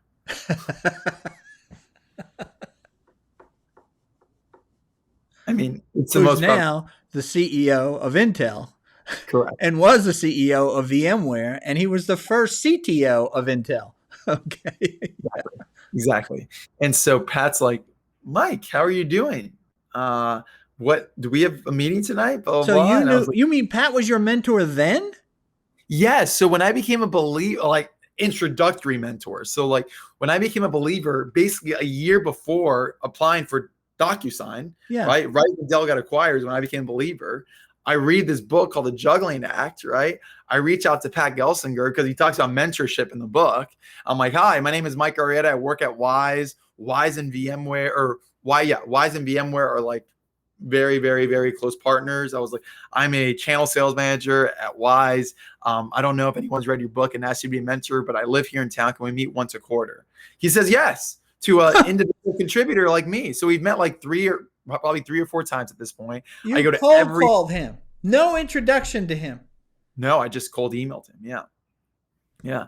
And so I've only met Pat 3 or 4 times at this point, but I call him my mentor, Yeah. because he says yes and he's meeting with me, even if he knows my name or not. And so when he's at that dinner, he obviously knows my face. He's like, "Hey, Mike, do we have a meeting tonight?" And I was like, "No, I'm here to meet with Keith." Must have freaked out. It was amazing. And he's like, "That's an investor of ours at DocuSign, blah, blah, blah, blah."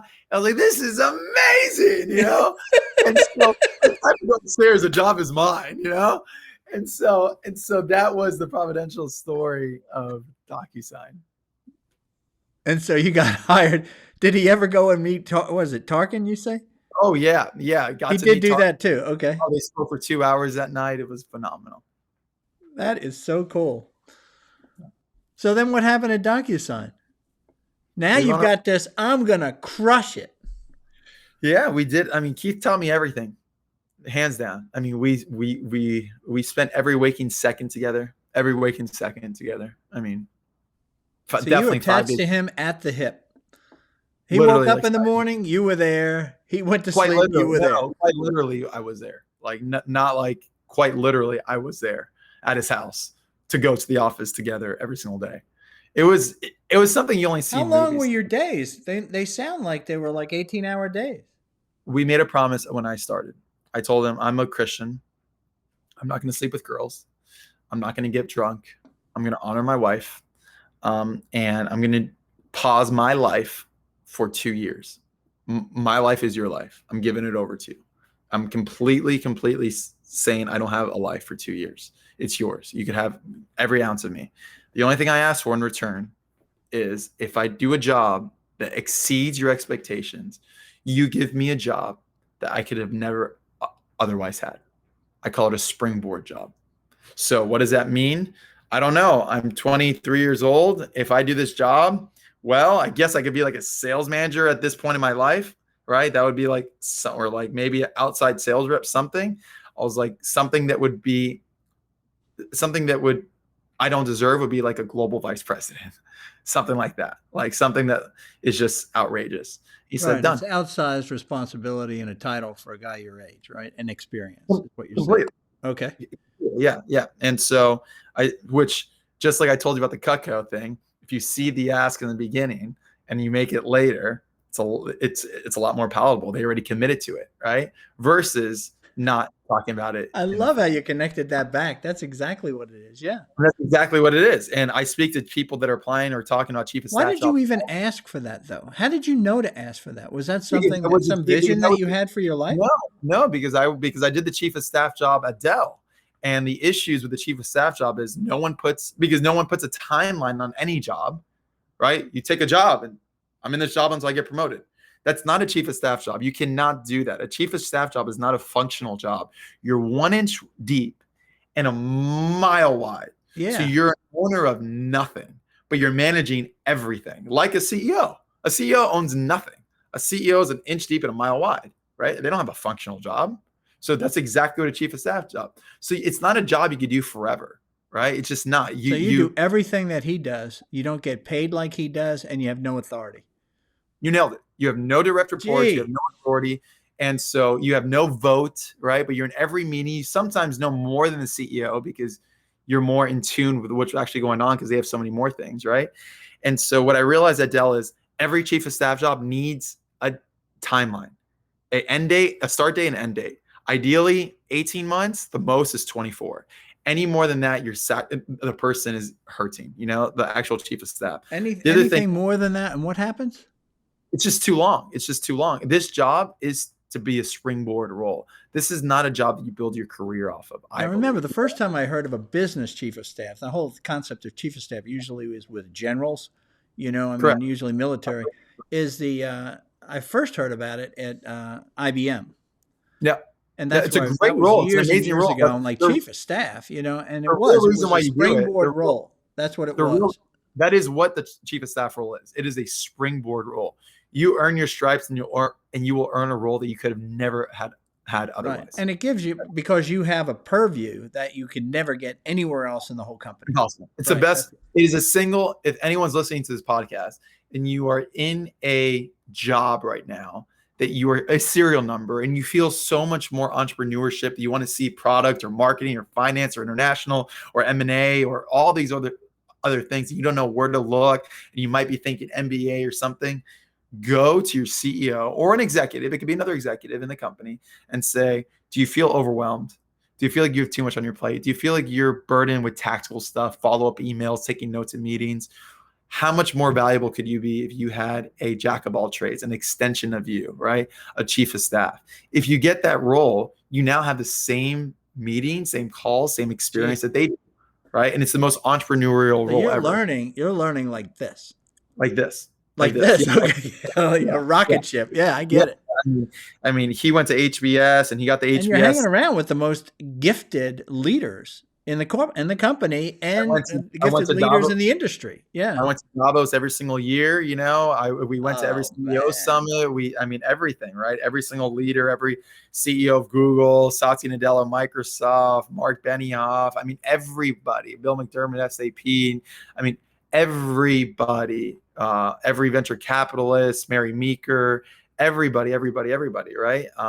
Because they were all meeting with Keith and with DocuSign and so forth. And so we grew. If they're meeting with Keith and you're in those meetings, aren't you treated like nobody in those meetings? In other words, 6 months later, the CEO of SAP, if you called him, he would and didn't say who you were with Keith, he wouldn't remember who you were, would he?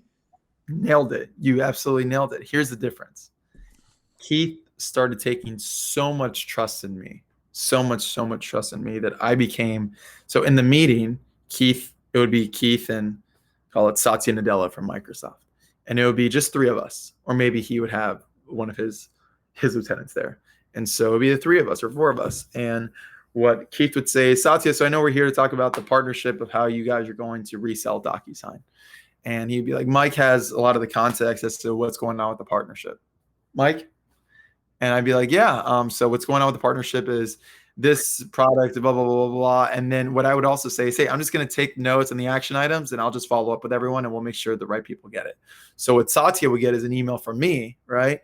And so Keith would really elevate himself to a point of being strategic. The word we said is you are present. You are present. I am in preparation and I am in future mode. So I'm preparing everything for the meeting. You and I are in the meeting present. Then after the meeting, I'm doing all the follow-up. Yeah. That's great. That's great. Yeah. So that's how you establish your own identity. Exactly. So that was part of crushing it. Almost all of my investors, or a lot of my investors, as you see from Garden City, are people I all met through Keith. Isn't that fabulous? So then how did it, well, I had one other question. So when you told Keith that sort of setup question, the early ask, right, to set up the ultimate ask, right, is, or the close is, how did he react to that? I mean, did he feel like, because I think if you would have asked me that, I might have felt like, I don't know if I can commit to that. That's like taking on too much responsibility. I don't want that weight going forward. So do you want to be my chief of staff or not? It's that kind of a thing. I would say that's unfair, right? Because I'm putting my life on hold. Like, I'm not going to have kids. I'm not going to have weekends. I'm not going to have nights, right? I'm Keith. Yeah. But what I would say is all I'm asking for, I'm not asking for a guarantee. All I'm asking for is you have expectations. If I exceed those expectations, I would just like a soft commitment that after 24 months, I would be in a role that I could have had otherwise, and you would sponsor me into that role. So I'm not if I just do an okay job, if I just meet your expectations, then put me in whatever role you want to put me in. But if I exceed, what happened after 24 months? Yeah, I got the role. What role? Yeah, a global vice president and GM. How big was the company then after 2 years? No, well, I did that. How many employees? Do you remember how many employees I had? So where Keith and I had our first big argument was month 24 came, and I said, it's time. I want to go into one of these roles. We're just building our enterprise group for the first time, right? Everyone knows that this is the future of the company. we clearly see someone needs to run the enterprise group, blah, blah, blah. And so I'm like, yeah. Yeah. And Keith says no. Keith says, I need you. We have too much going on. We're in hyper growth mode. We went from 150. Oh man. We went from 150 people to 300 in 1 year. We went from 300 to 700 in the second year. Went from 700 to 1,500 the third year. And he's like, we're going international. We're making acquisitions. We're hiring top tier talent. I need your help now more than ever. I need your help now more than ever. And so 2 years turned into 3, and then 3 years came, and I was like, Keith, like this is no longer fair, like this is no longer fair.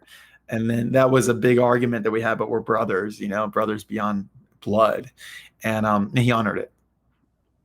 That's what he did. That's when he caved at after 36 months. By saying, you find your successor and you train him. Oh yeah, okay. But he gave you the global GM job. Correct. I got it. And tell me this, what about Veronica during this time? I mean, I marry this man who is now married to his job.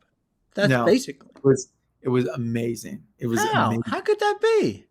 Because you keep a CEO schedule like that's running like that. He is a 24/7 guy.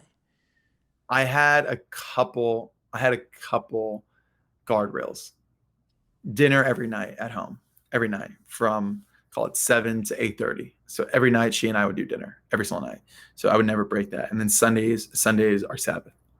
So I think just by those two, we didn't have kids. Sometimes after dinner at 8:30, you would go somewhere else. Oh, always. Yeah. Yeah. Always. Jeez. Yeah.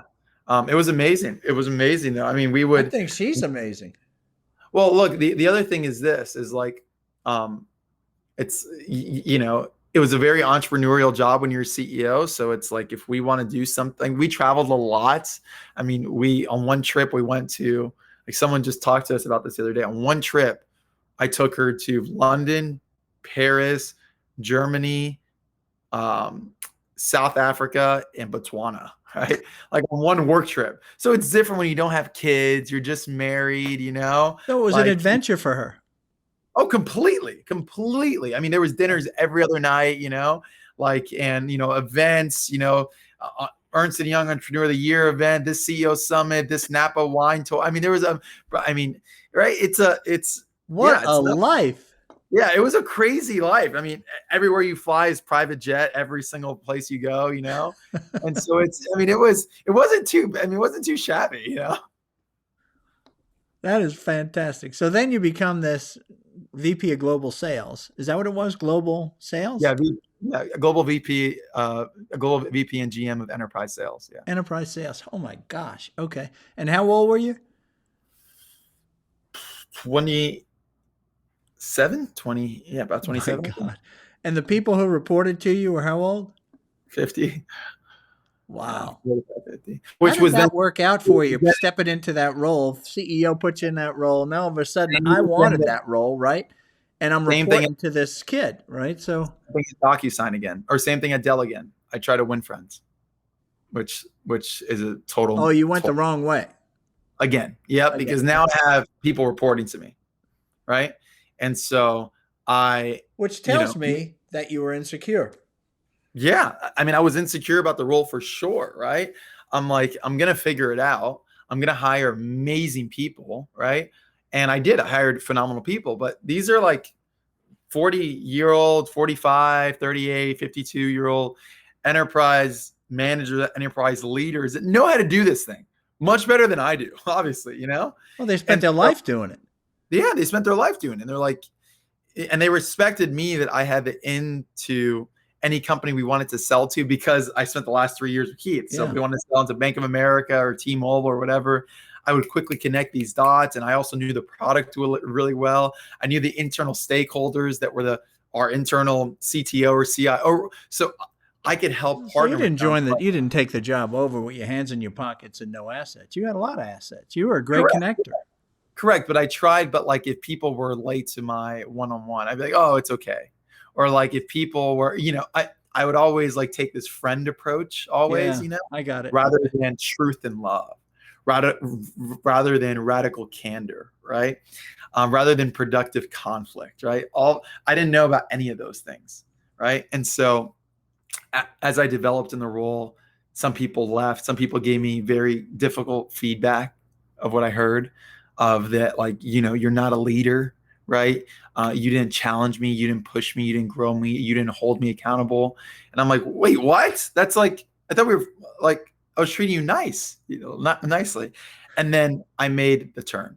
And what the turn was if you cannot, have you ever heard of radical candor before? No. Great book called Radical Candor. It's one of our core values at Garden City. It's a quadrant like this.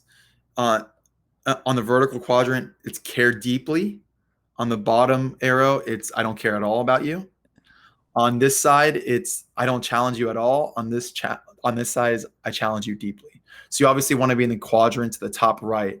That is, you care a lot about someone and you challenge them significantly. Okay. High challenge, high care. That's called radical candor. Okay. Right? Cool. And then the second best thing, if you cannot do that, is just to be an a-hole. It's to not care at all about the person and just challenge them directly, because that's going to grow them still, right? It's like that the bottom quadrant. That's the bottom right one. Yeah. Bottom right. Right below the bottom, top right. Exactly. So right. Bottom. Yeah, exactly. So, and then there's the worst one would be, I don't care about people and I don't challenge them. Exactly. Yeah. So the worst one, exactly. So the worst one is, and that's basically called a manipulative insincerity, right? And so that's just you being, not caring about them. So you're silent, yeah, right? And you don't care about them at all. That's on the bottom. On the top left, if you care a lot about, and this is almost every leader, if you care a lot about someone, right, but you're so scared to challenge them, so you stay silent on the areas, that's ruinous empathy, right? So that's almost where everyone is. That's where I was, right? So I was I care deeply, but I was very, very scared to challenge. Which makes sense. I mean, when you're 27 years old, to challenge a guy who's 52 or 54, twice your age, in a career that he spent his whole life in, that would be a very difficult position to be in. Do you realize when you asked to be that, 36 months earlier, that you were going to feel the way you felt, this high level of insecurity when you took it, or you thought you were just going to be awesome? No, I thought it was going to be awesome through grit. Okay. I always thought, until a couple of years ago, through grit and drive, you could do anything. It's just not true. It's not true. You could have the most driven landscaper in the universe, try to figure out private equity. It's not going to work. So when did you turn the corner and get that confidence in that role? Once I had enough of basically my team taking advantage of me being quote unquote nice. And also when we started missing some deals that we were supposed to close.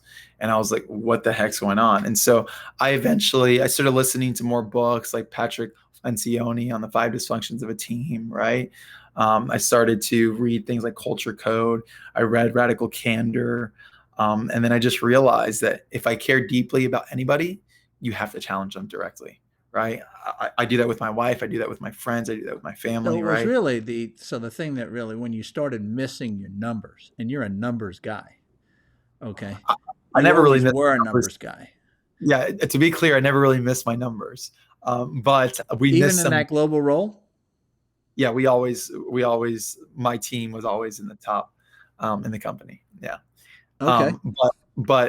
But it was more of a thing of me having to be savior than me running a good team. Does that make sense? Okay. Like if we were missing a deal, I would step in and I would overtake the role, right? And I would try to close the deal myself rather than actually be a leader and hold my team accountable. So you would try to close enterprise deals as the 27-year-old guy, manager. That is probably my number one skill, is that, yeah. That is fabulous. That is fabulous. Yeah, so biggest deal ever. But then you wound up. So then what happened with DocuSign? How long were you in that role? The global VP role, about 2.5 years. And what happened after that? What do you? Yeah, why weren't you in it forever? So I'll I'll give you the simple answer and the more complex answer. Simple answer is you join a company, you get stock, you get a couple stock grants, they invest in 4 years. Once the company gets to a certain point, the next stock grants you get don't even compare to the initial ones. So you're fully vested, right? And you're like, okay, at this point, it's good. It's a very, very good role, but it's not like joining a startup that actually ended up going public, right? Yeah, right. And so there's that. That's kind of the simple answer. But the true answer that I think as well, that also was a cultivation of this, was I read a book called Garden City. And when I read this book called Garden City, God just clearly convicted me to launch something. What's the book? It's called Garden City. I know, but tell me about it. Yeah, Tell a me what pastor drew named you to it, first of all. Brett Hagler sent it to me again. Oh, Brett Hagler shows up again. Exactly. So now he's into the next change your life move. Exactly. And so it's all about, work, rest, and the art of being human. It's by a pastor named John Mark Comer, right? And it's who you matters is more, really who you are matters more than what you do, right? That's a big kind of focus on our calling and our purpose. And I just so knew when I was reading that book, like I'm radically obsessed with a couple things. One is boring businesses. I love them. I always have. I've never loved tech. I've never been I've never geeked out about tech. I'm not a technical guy. I don't like, you can't touch it, feel it, see it. I don't like that I can't quickly come up with some ideas and change a company. Tech is invisible, right? It's code. It's not my passion. So you can make great money in it if you're a business person in tech, but I never felt a calling to it. And so I like the service world, the physical world, roofing, landscape, pest control, car washes, right? Yeah, but you didn't do that. But you were like, no, but I always loved it. No, but I always you were loved almost 10 years away from it now, from Houston, if you will, right? Yeah, and in Houston, I didn't even consider that because exactly. But I, ever since I was young, I've always loved it. People always ask me, okay, everyone in the world gets paid the same amount of money. What would you do? I was like, I would build the best car washes or dry cleaners or hotels in the world. I don't know. It's weird. It's something deep inside of me. I asked a couple buddies of mine, if you could do anything in the world, what would you do? They're like, something around sports, like either sports agent or sports marketing. And I'm like, and you're in roofing, you know that, right? And they're like, yeah, I know. But everyone knows, if you could do anything in the world, but my wife, she would love to be a fashion editor, Yeah. My unique calling was I'm obsessed with service companies. I don't know why, Isn't that great? I just think that God sort of gives you these sort of visions in our subconscious early on in our life. I'd say this about entrepreneurs, and that because it's in our subconscious, we move to that over time. In other words, we're being moved. We don't think so, but the decisions are all being guided by our subconscious. And here you are. That's interesting. How old were you when you had this? I just love these service companies, like dry cleaners, like you said, and car washes and all that. Can you remember how old you were back then? It was 2018. No, so but how old were you when you first got that idea? Or when you had that feeling like that's what you wanted to? Oh, ever since I could remember, I remember being 11 years old or something like that. And my father said he saved up enough money to take us on a beach vacation. And so back then there was those vacation, yellow page books and white pages and all that, and had all the vacation places. So I would sit there for weeks at a time, and call every single hotel company around Florida, and ask them what discounts they had. And I would have a whole spreadsheet of saying, this has 3 nights, get the 4th night free. This one has 3 nights, but you pay for breakfast. So this one, you have to pay for parking. And then we'd get there. And then I would look and say, this pool's dirty, or this tile's cracked, or this tiki bar doesn't have enough service workers at it, or they didn't clean the rooms tonight, or this one doesn't have a good view, or this one. And so this carpet's dirty. I remember vividly that trip. Something about that trip was I'm obsessed to an unhealthy point about. And you were 11. I was 10. I was 10 or 11, wow. And I remember I was just obsessed with the excellence of an operational business. That is so very hard to do. Story. very hard to do that in like a tech company. You know what I'm saying? Like it's much easier to do that in an actual physical company. No, I agree with you. I agree with you. That is really cool. Yeah. Yeah, service companies, you do something and it shows immediately, okay? And it's Yeah. good or it's bad, okay? Exactly. It You nailed meets that standard or it doesn't, kind of a thing. Right. which is very simple minded as well. I met the CEO of Taco Mac here in town a couple of weeks ago. He was a president at Morehouse. And when I spoke to him, I said, so talk to me. Now he owns Mary Mac's. It's the number one producing single unit restaurant in Atlanta. He owns all the Taco Macs. He goes, I'm a McKinsey guy. I'm a McKinsey guy. I'm not a restaurant guy at all. So many people said, you're going to fail miserably. He's like, there's certain basic things in any business. Like you should come in and you should be greeted. There should always be someone there. You should, it should smell good. Like there should always be water. The music should be good. The food should be a certain temperature. The plate should not be cracked. Like certain things, and he's like, it's a very simple minded industry. But if you go in with a professional mind, an excellent mind, like there with excellence as your mindset, right? Customer service being first, technology being an enabler, you stand out from everyone else. Unfortunately. Man, sounds like you met your brother from a different mother. I mean, you share the same values and the same view of yeah, how things something should operate. I asked our team the other day on our a new intern cohort. Is I said, hey, let's go around. Open mic. Start naming brands that consumers are radically obsessed with, raving fans of. Go. Start going. It was silent for like 180 seconds. And finally someone's like, Chick-fil-A? I'm like, yes. Another one. I'm like, Trader Joe's? I'm like, keep going. We came up with like four, maybe five. Wow. The crazy thing is a lot of companies, they just suck. Like companies are not excellent, like absolutely. Like Hort Schultze, the founder of the Ritz Carlton, is one of our board members, right? And when he started the Ritz Carlton, he was like, if we're going to do something, our vision is that we need to build the best company in the world in our space. End of story. Like if we're going to start something, why would we settle for anything less? So let's build the best hotel group. He goes, Mike, it's so easy to go with the skinnier towel to save money, but then we're sacrificing other vision. It's so easier to not pay the piano guy. It's so easier to not pay for all those bouquets of flowers. It's so easy to not order those extra, uniforms are a little bit nicer, right? All these things, right? But he's like, all of that goes in, all of that caring and attention to detail goes into building an excellent company, right? Yeah, he was top right quadrant on your radical.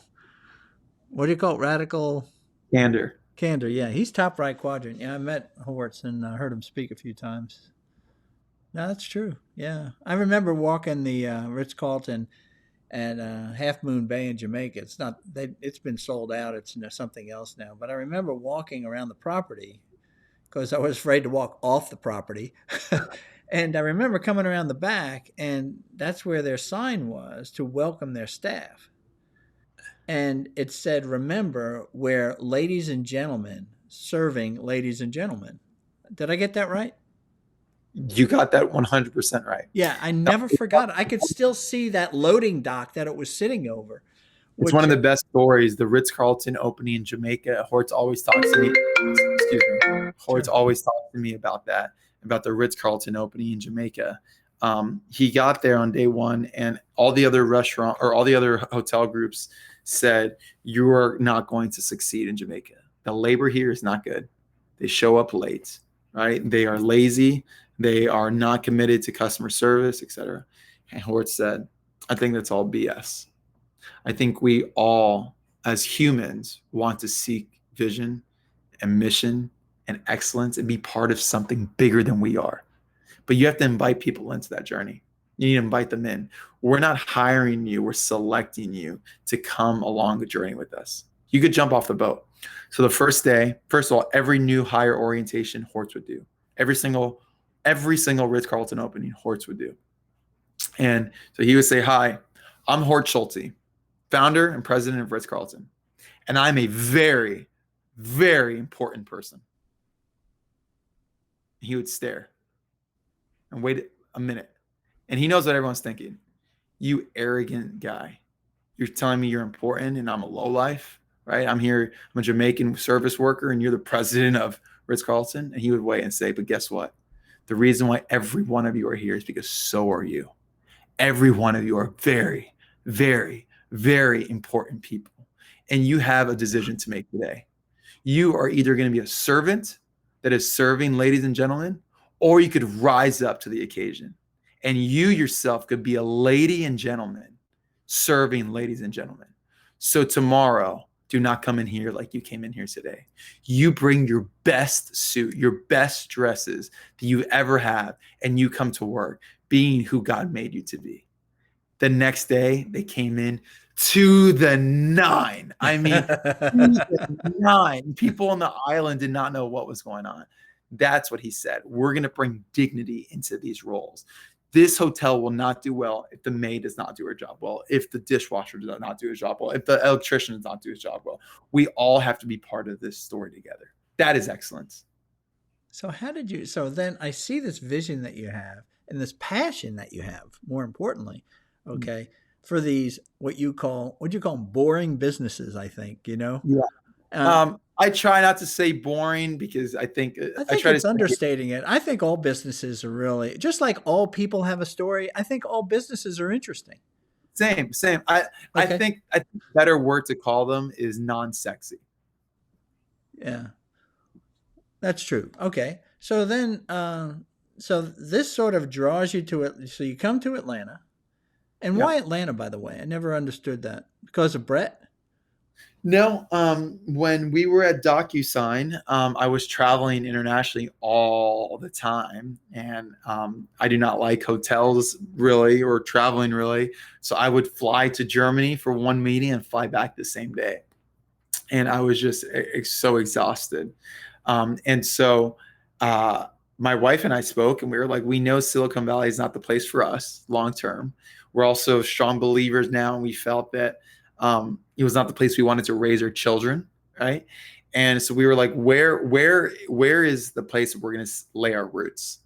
We were like, do we go back to South Florida? No, there's no business there. I can't also work for DocuSign in South Florida. It doesn't really make sense, I was like, well, why don't we do Atlanta? That's where most of our friends went after college, the biggest airport in the world. And I had a lot of team members here as well in Atlanta. So that's how we chose Atlanta. Well, that makes a lot of sense. So it was a good base to kind of just leverage. Yeah. Friends, good nice place to raise. It's friendly. It's sort of, faith is something that's certainly vibrant here. Absolutely. Could be. Yeah, that's pretty neat. So then tell me about tell us all about this Garden City then, the vision then that you're implementing here. Yeah, I kind of said there's so many ways to go about this. The hedgehog, Jim Collins' hedgehog model of what are you most passionate about? What can you be best in the world at? And what drives your economic engine? Like, how can you make money, right? And so I was like, okay, what am I ridiculously passionate about? People like my father, the marginalized, the overlooked, the serial number people, the invisibles, the cog in the wheel. I've always loved, like right now, as we started the podcast, I told you that we're finishing our renovation. Almost every time, if something costs $1,000, I give them like $1,100, $1,200, right? It's stupid on one hand, and on the other hand, I just can't help myself. I just see them and I have to go get them food for breakfast and lunch. Mm-hmm. I like just anything, and like I'm looking at things around the house to give people, right? Like it's something innate in me. Like I'm obsessed with them. I feel them. I see them. I'm one of them. That was my family, like I know what it's like. They're making $200 a day, working 7 days a week, not knowing how they're going to put food on the table. I get it. So something in me is like, that is what I love, right? Like you might see me and say, that is who I love. That is, amen. Yeah. Amen. That is it. That is who I love. Some people are called to the C-suite. Some people are called to different countries. I'm called to service workers. Yeah. Right. I love them. I love them. I love everything about them. I love their hard work. Yeah. And so I knew that about what am I most passionate about. I was also very passionate about taking businesses and like changing them. Like I remember walking into restaurants, or I'm sure you've done this. You walk into many operating companies, you're like, if they only change their website, if they only change their pricing, if they only change their customer service, if they only change their employees, there are 1,000 things, you know? And for me, it was like a spidey sense. It was crazy. Like every business, I would just be like, oh my gosh, if you change this, and this. But I was so young that what am I going to do? Be a consultant? You're going to pay me? They would never pay me, right? I know, like I will bet on myself that if I had a business, these things I'm saying would work. I know they would work. I know I've only sold Cutco. I know I've only worked for Dell and DocuSign, but I know it. If we do these things, they will work. So I was very passionate about service workers, very passionate about changing companies through operations or strategy or culture or technology, right? So that's what I was passionate about. I'm sorry, Charlie. I thought I'd shut off. No, we're good. Go ahead. Don't worry about it. And so let me, okay. And so what I thought that I could be best in the world at would be fundraising. So I thought that I could be best in the world at fundraising in terms of raising money from other people, right? And in terms of people wanted to invest in me, right? And so I said, okay, that's probably what I could do better than anyone, right? And so I said, okay, excuse me. The third thing is I could probably make an economic engine by buying these companies with these people's money and changing them, right? And changing these workers' lives, right? And so that's what I did, So that's how it came about. I said, but you go to a tech guy, and say, yeah, I'm going to buy a pool maintenance company. And he's like, what? What? How did you raise money from these high-level tech guys, this network that you had, which is uber rich, okay? They're in every top VC firm around. And here again, Michael Arrietta shows up and says, I'm going to buy pool companies. I'm going to buy dry cleaners. Right? I just want you to put $1 million in this fund. And by the way, we're never going to sell these companies. Okay, so don't talk to me about 20 times revenue kind of cash outs here and all that. What was the pitch? The pitch, so I see they saw you, like I hear your passion and it draws me in. But at some point, there has to be the analytical side, right? Not just the emotional side. How did they justify the investment in Michael Arrietta and MAV in Garden City? So MAV Partners, just to be clear, when I started working for Keith, I started seeing that he was doing a lot of technology investments, and Veronica and I both had work and good jobs. And so as tech investments came by, we were like, first I'm going to talk about MAV Partners and MAV Ventures, and then I'll talk about Garden City. All MAV Ventures. I thought they were connected. Okay, good. No, so MAV Ventures, it just stands for Michael and Veronica Ventures. Okay. We've invested in 35 companies, all tech companies, and we just realized let's be stewards of the circles that we run in. It's that simple, because we didn't realize it until we realized it. What do you mean, let's be stewards of the circle that we run in? I don't understand. I was in a chief of staff group with a bunch of 10 companies. One of the companies was a pre-IPO company called Tesla. Another one was Dropbox. Another one was Eventbrite, right? Another one was Stripe, right? And so what I didn't realize is that all these guys and gals, they would be like, hey, yeah, my company's raising their Series B. My company's raising their Series A. My company's raising their Series C. And I just thought this is normal. Like, oh, I can invest in these companies, right? I'm not going to do it because, I don't know, they're really risky and so forth, right? But what I realized was you are in a niche of a niche of a niche of a niche. Nobody gets access to these deals. Nobody, unless you're Sequoia, Kleiner Perkins, and Andreessen Horowitz, people big in the pounds.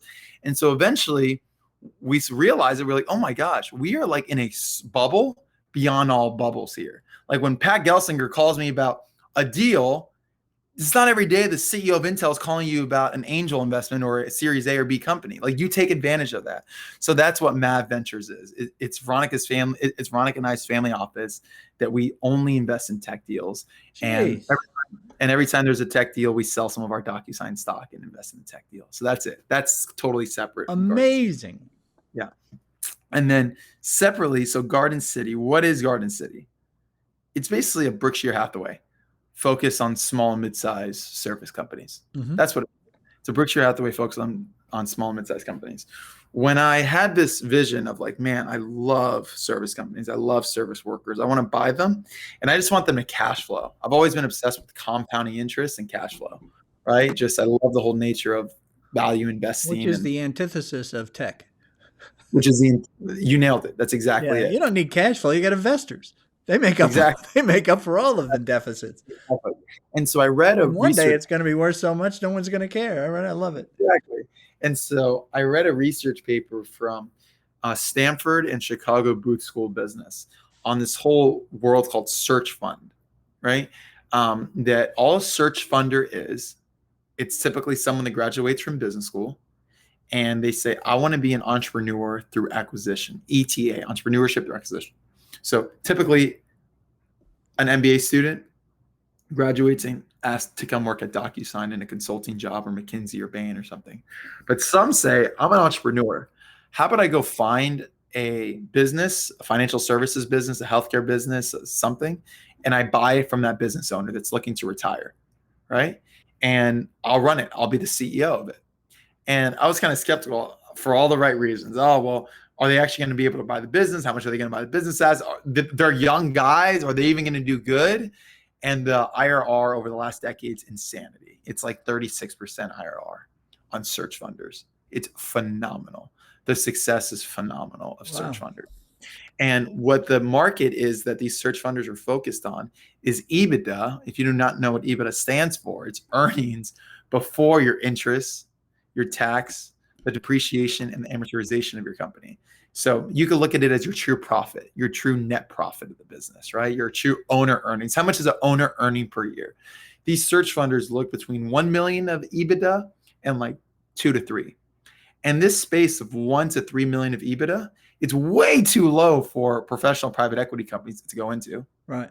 And it's way too high for a wealthy entrepreneur to go buy to diversify his portfolio if he's a doctor. So that's one. So there's not a lot of competition other than search funders, Joes and Susies and Toms trying to buy companies that they themselves are going to go run. The other thing that blew me away is the multiples. We're used to tech multiples.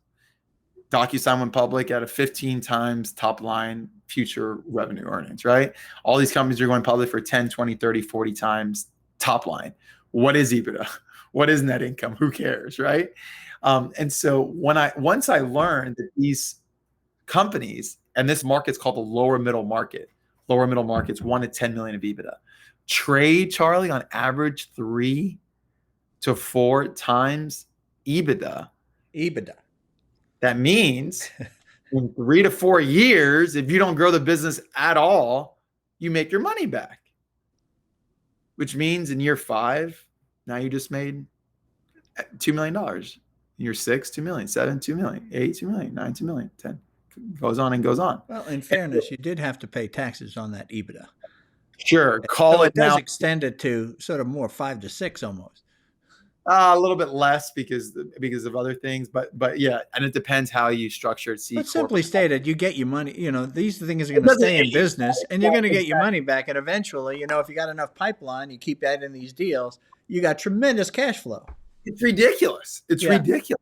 And so I was like, wait a minute, you're telling me that there's companies out there that have been around for 10, 20, 30, 40 years that are making $2, $3, $4, $5 million a year, that had net margins of 10, 20, 30% with strong management teams, and they don't have anyone to sell to? And that's exactly it. They're looking for a succession plan. Their son became a dentist, their daughter became a nurse, and they run an HVAC business. They're not going to take it over, right? They don't have a liquidity plan. They can't sell the company to their CFO. They don't have the capital to pay them out, and they're not going to take a 50-year note, right? So they need to sell the business. Yes, that is correct. And they're willing to sell it for 3 to 4 times. Yes, that's what the business is worth. There's nothing very proprietary about it. It's just a good business, I'm like, that's genius. So if you buy a business for 4x, you're making a 25% cash on cash yield. Very simply put, if you buy a business for 5x, 20%. That means that assumes zero debt and that assumes zero growth. So if you buy a business for 3 times, that's a 33% cash on cash yield. If you buy a company with all cash and no growth, that's a pretty strong value proposition. It is. And then Yeah. when you talk about this whole thing called the silver tsunami, right? That Stanford, first time in history, that baby boomers are amazing. Baby boomers were the most entrepreneurial generation in our country's history. They started more businesses than any other generation in history. Well, now they're all past retirement age. So there's over 250,000 small businesses in the country. Half of them, over 120,000, are owned and operated by someone past retirement age. A business owner turns 65 years of age every 57 seconds. There's $10 trillion of wealth creation going to be transferred hands over the next decade. So we're in this silver tsunami. We're in a tidal wave of businesses transitioning right now. There is not enough capital being deployed to buy these businesses than the supply. There's not. So we go out and we say, raise your hand if you're a business owner that has an awesome service company with EBITDA between 2 and 7, 8 million of EBITDA that wants someone to be a steward of your business. Here's what we could promise you. We have cash. So once we give you an offer, we don't need to call people to try to raise the money. We already have that. All of our investors, we have 60 investors that are majority all believers. And they're not just believers, but they're like ridiculously value add strategic people, ranging from the founder of the Ritz Carlton to the CEO of Intel, to the chairman of Costco, to Drew Brees, to Lecrae Moore. I mean, just crazy different people. The CEO of Equifax, right? McDonald's. I mean, just a lot of different people that can be value add to your business. We'll buy it and we'll never flip it. That's not our intention. So we'll buy it with the intention to hold forever. So you don't want to drive by your business in 2 years, see another private equity flipped it to another company, and your name is no longer there. We're not going to bring in our own management team. What you did obviously worked. You're doing $3 million a year with 20% net margins. We're going to keep your people in there. What we're going to promise you is our check's going to clear. We don't need to raise capital. We're going to keep this process super, super easy, right? We're going to buy and hold. We're going to add value through our investors, right? And we're going to treat your people really well. That's what we're going to promise you. Do you give them a trailing interest in the business too? In what sense you mean? Like what I'm saying, like you can keep 5% of the business or something like that. Sure, if they want to stay involved, yeah. Oh, but you won't give them a 5% passive trailing interest. Like if in other words, I'm only going to buy 95% of the business. You keep 5%. Yeah, we would. We're very, very flexible. So you're flexible on the thing. So what's the promise then to the investors? The promise to the investor is very simple. So because you're competing against, if you got a regular fund, normal fund, right? I mean, you're competing against sort of 7 to 10 years an amount, and I'm looking for a 22% IRR, whatever the number is. You're in 7 to 10 years private equity. People will make fun of you. If you're at private equity conferences, everyone's bragging about a company they bought and they flipped it in 18 months or 24 months or max 36. So they're trying to buy these companies and flip them in 3 to 5 years, right? So this is difficult for Garden City, right? Because take a pest control business, right? We go to a pest control business. We say, you did $1 million of EBITDA last year. We'll give you $5 million. It's reoccurring revenue. Customer churn is less than 5% per year. It's non-cyclical, very high margins, right? It's a great business. It's almost like software, right? It's very, very great. And so someone else comes in, a private equity company comes in and says, we'll give you 7 times. And the owner goes, Mike, I have 7 here and 5 here. I go, not all dollars the same. If a business does 1 million of EBITDA, we're buying it for $5 million, right? 5X. And they're paying you 7 million. We're giving you $5 million of cash at close. No debt on the business. Have you ever had debt on the business? No, Mike, we don't like debt. If we had debt on the business, we definitely would not be at $1 million of EBITDA. So you're going to close this transaction and leave your management team with $5 million of debt. How do you think the business is going to do? You just said the business would do terrible if it had debt, right? So this company is giving you 7X because they're over leveraging the whole thing. By the way, what about your people? They're going to take out your people, bring in new people to give equity to so they could flip it, right? What are you going to do about your culture, right?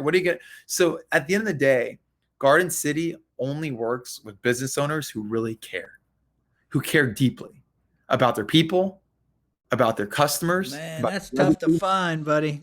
And you know what's tough to find is because at some point when you're selling a business, we all start to sell a business. Us owners of businesses think having sold multiple businesses, I want the right partner. I want the right guy to buy this company. I want to make sure that all, and then all of a sudden you realize I only get to sell this one time. Correct. Right? So do I stand by my values or do I take the 7 million? You nailed it. You nailed it. That's exactly that. Fortunately for us, there's 150,000 businesses owned, and we anticipate over 100,000 of them need succession plan in the next 10 years. We only need to buy 1 or 2 businesses per year. So what happens? So I got 2 questions here. One is for the investor side. What was the promise that you gave to Drew Brees when he was going to put in his whatever he put in? Okay.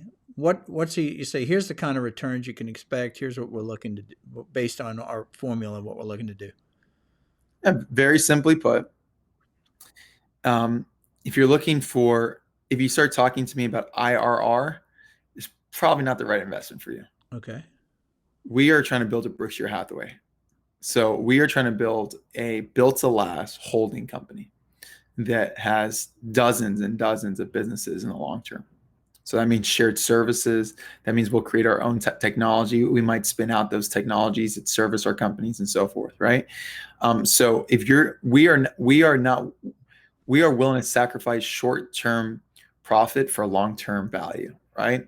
So we're not about short-term profit. But ultimately it's going to be cash flow based.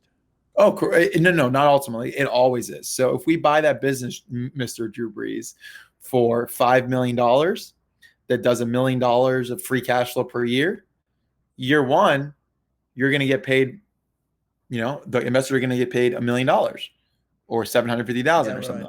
Divided by whatever share, and you get your share of that, whatever it is. Year two. That's what it will be. So you're going to get your money back.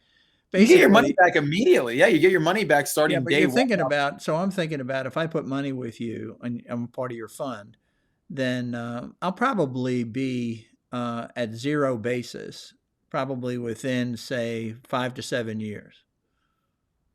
Depending how much debt we put on the business and depending what multiple we buy it at. Yeah, but at some point I'm gonna be zero basis. At some point you're gonna have right now we're looking to buy a company at 3.5 times, right? Yeah, I get it.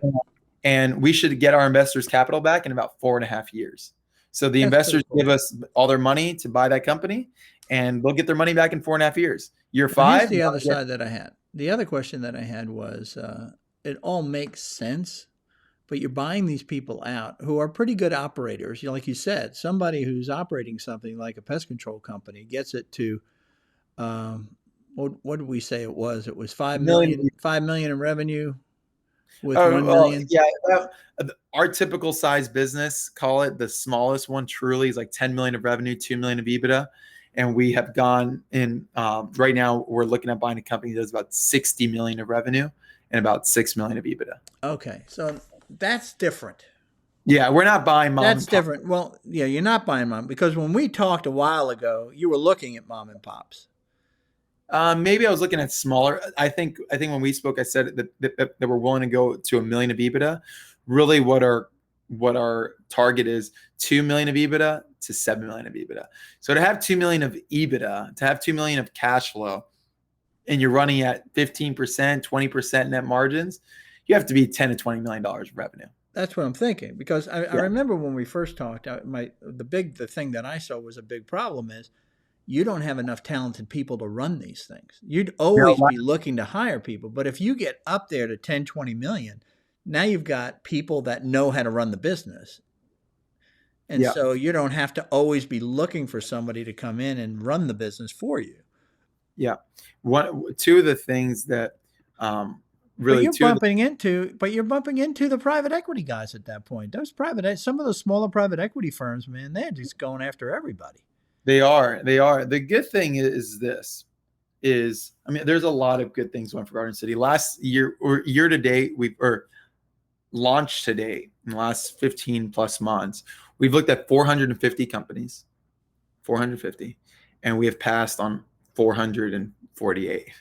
So we've made 2 investments, right? Jeez. Yeah. Why? Most of them are owner hustles. Most of them, if you take out the owner, right? If you take out the owner, you lose the entire business. It's all predicated on the owner, as you just said. That's Even tough. larger businesses, you know? So They we could asked, be, yeah. so I always probe around like, hey, so how involved are you? Oh, I'm very involved still, extremely involved. We're like, next, you know? Or if they're like, hey, how involved are you in the business? Oh, I don't even know what's going on in the business at all. I'm like, really? That's good. So what do you do? He's like, I just play golf all day. And I'm like, oh, wow. What's the last biggest investment that your company's made? Well, we built out a new headquarters, a new factory. Like, oh, who found that broker? Well, I did. Oh, who designed the place? Well, I did. Interesting. Oh, well, who did this? Oh, I did. Oh, well, I thought you were just playing golf all day.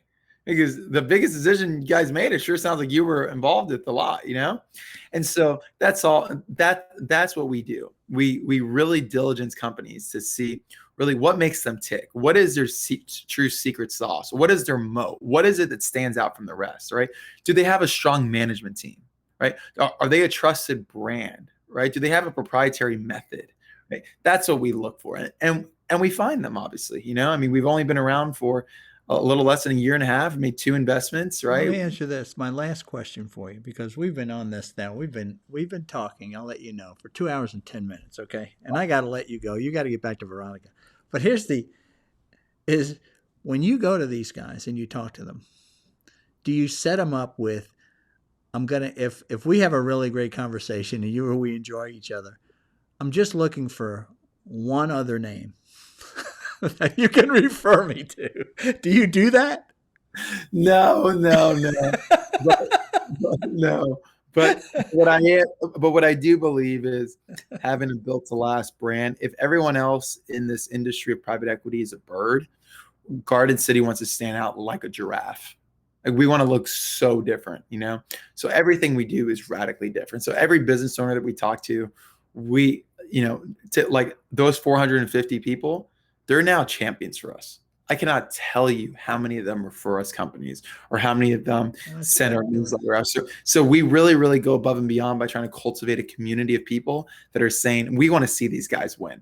They're the opposite. They buy and hold. They don't buy and flip. They don't like debt. They like equity. They're honoring people. They're trying to make it tech enabled. They have value added investors. Most private equity firms, Charlie, as you know, which if you look online, some of the biggest private equity firms, definitely in Atlanta and in the country, their CEOs are our investors. And so I'm like, right, it's hilarious, right? That is hilarious. Like here in Atlanta, M South Equity Partners, Fulcrum, right? How does the faith, you said that most of our investors are believers. So that means they're sort of born again Christians, if you will, right? So how is it, and you are certainly a born-again Christian. So how is it that this faith of yours, which I know is your foundation, Michael, because I've known you for a while here, how does it play into this business and the fund just in general? How does it kind of show itself? What's that about? Everything, internally and externally. Okay. From internally, I mean, just this past a couple days ago, I called my partner and I said, I'm struggling, I'm struggling. Trying to deal with the renovation, trying to deal with Veronica's 9 months pregnant, trying to deal with 2 toddlers. Our family's flying into town, right? We're buying businesses. We're doing a lot. We're raising some more money. And so just having him pray for me, right? So it integrates internally like that, right? From us talking about certain things that we do internally to honor our own employees of Garden City to externally of our portfolio companies, right? Of saying, are we willing to sacrifice $25,000 a year to hire a part-time chaplain, right?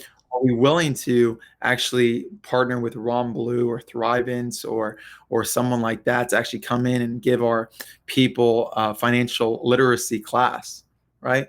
Are we willing to all those sort of things, At the end of the day, it's like, how faith plays into this is we're trying to build a company that has the most caring service companies in the world. I mean, and the best model that I've ever seen of caring is Jesus. Yeah. He cared for us more than anybody. So we're just trying to resemble who he is, which he was freaking awesome and how he loved and cared us, you know? So we're just trying to resemble that sort of love in our companies. Michael, this has been a fabulous time together. This has to be, if not the best interview I've ever had with somebody, but one of the best. You've knocked it out of the park. I mean, there's so many lessons in your life that people are going to draw from this. And there's so many lessons that I drew for it. One of them is people support what they help create. Okay. And that certainly is a core value of yours. And Jesus certainly did that for us, right? He made us part of his team, all right, to be out there. So we've been born again. We've got new life. And we just want to share it with other people. And That's do it. it every day. Thank you for what you do, Charlie. Entrepreneurs are grateful. It's people like you that help us learn from other great people. So thank you. Well, you're fantastic. All right, I'm going to close this out here, and then I'll say goodbye to you once I've closed out. Well, there you have it, folks. That was, I really do think that was one of the best interviews that we've had. It's so full of great life lessons, real life lessons and stories, all the way going back to growing up in a pretty tough position in a family where Dad was sick most of the time. But what a work ethic Michael has, and what a belief system he has, and what a vision he has, all given to him by God. So please come back and please subscribe at paparelli.com, and you'll never miss an episode. Take care.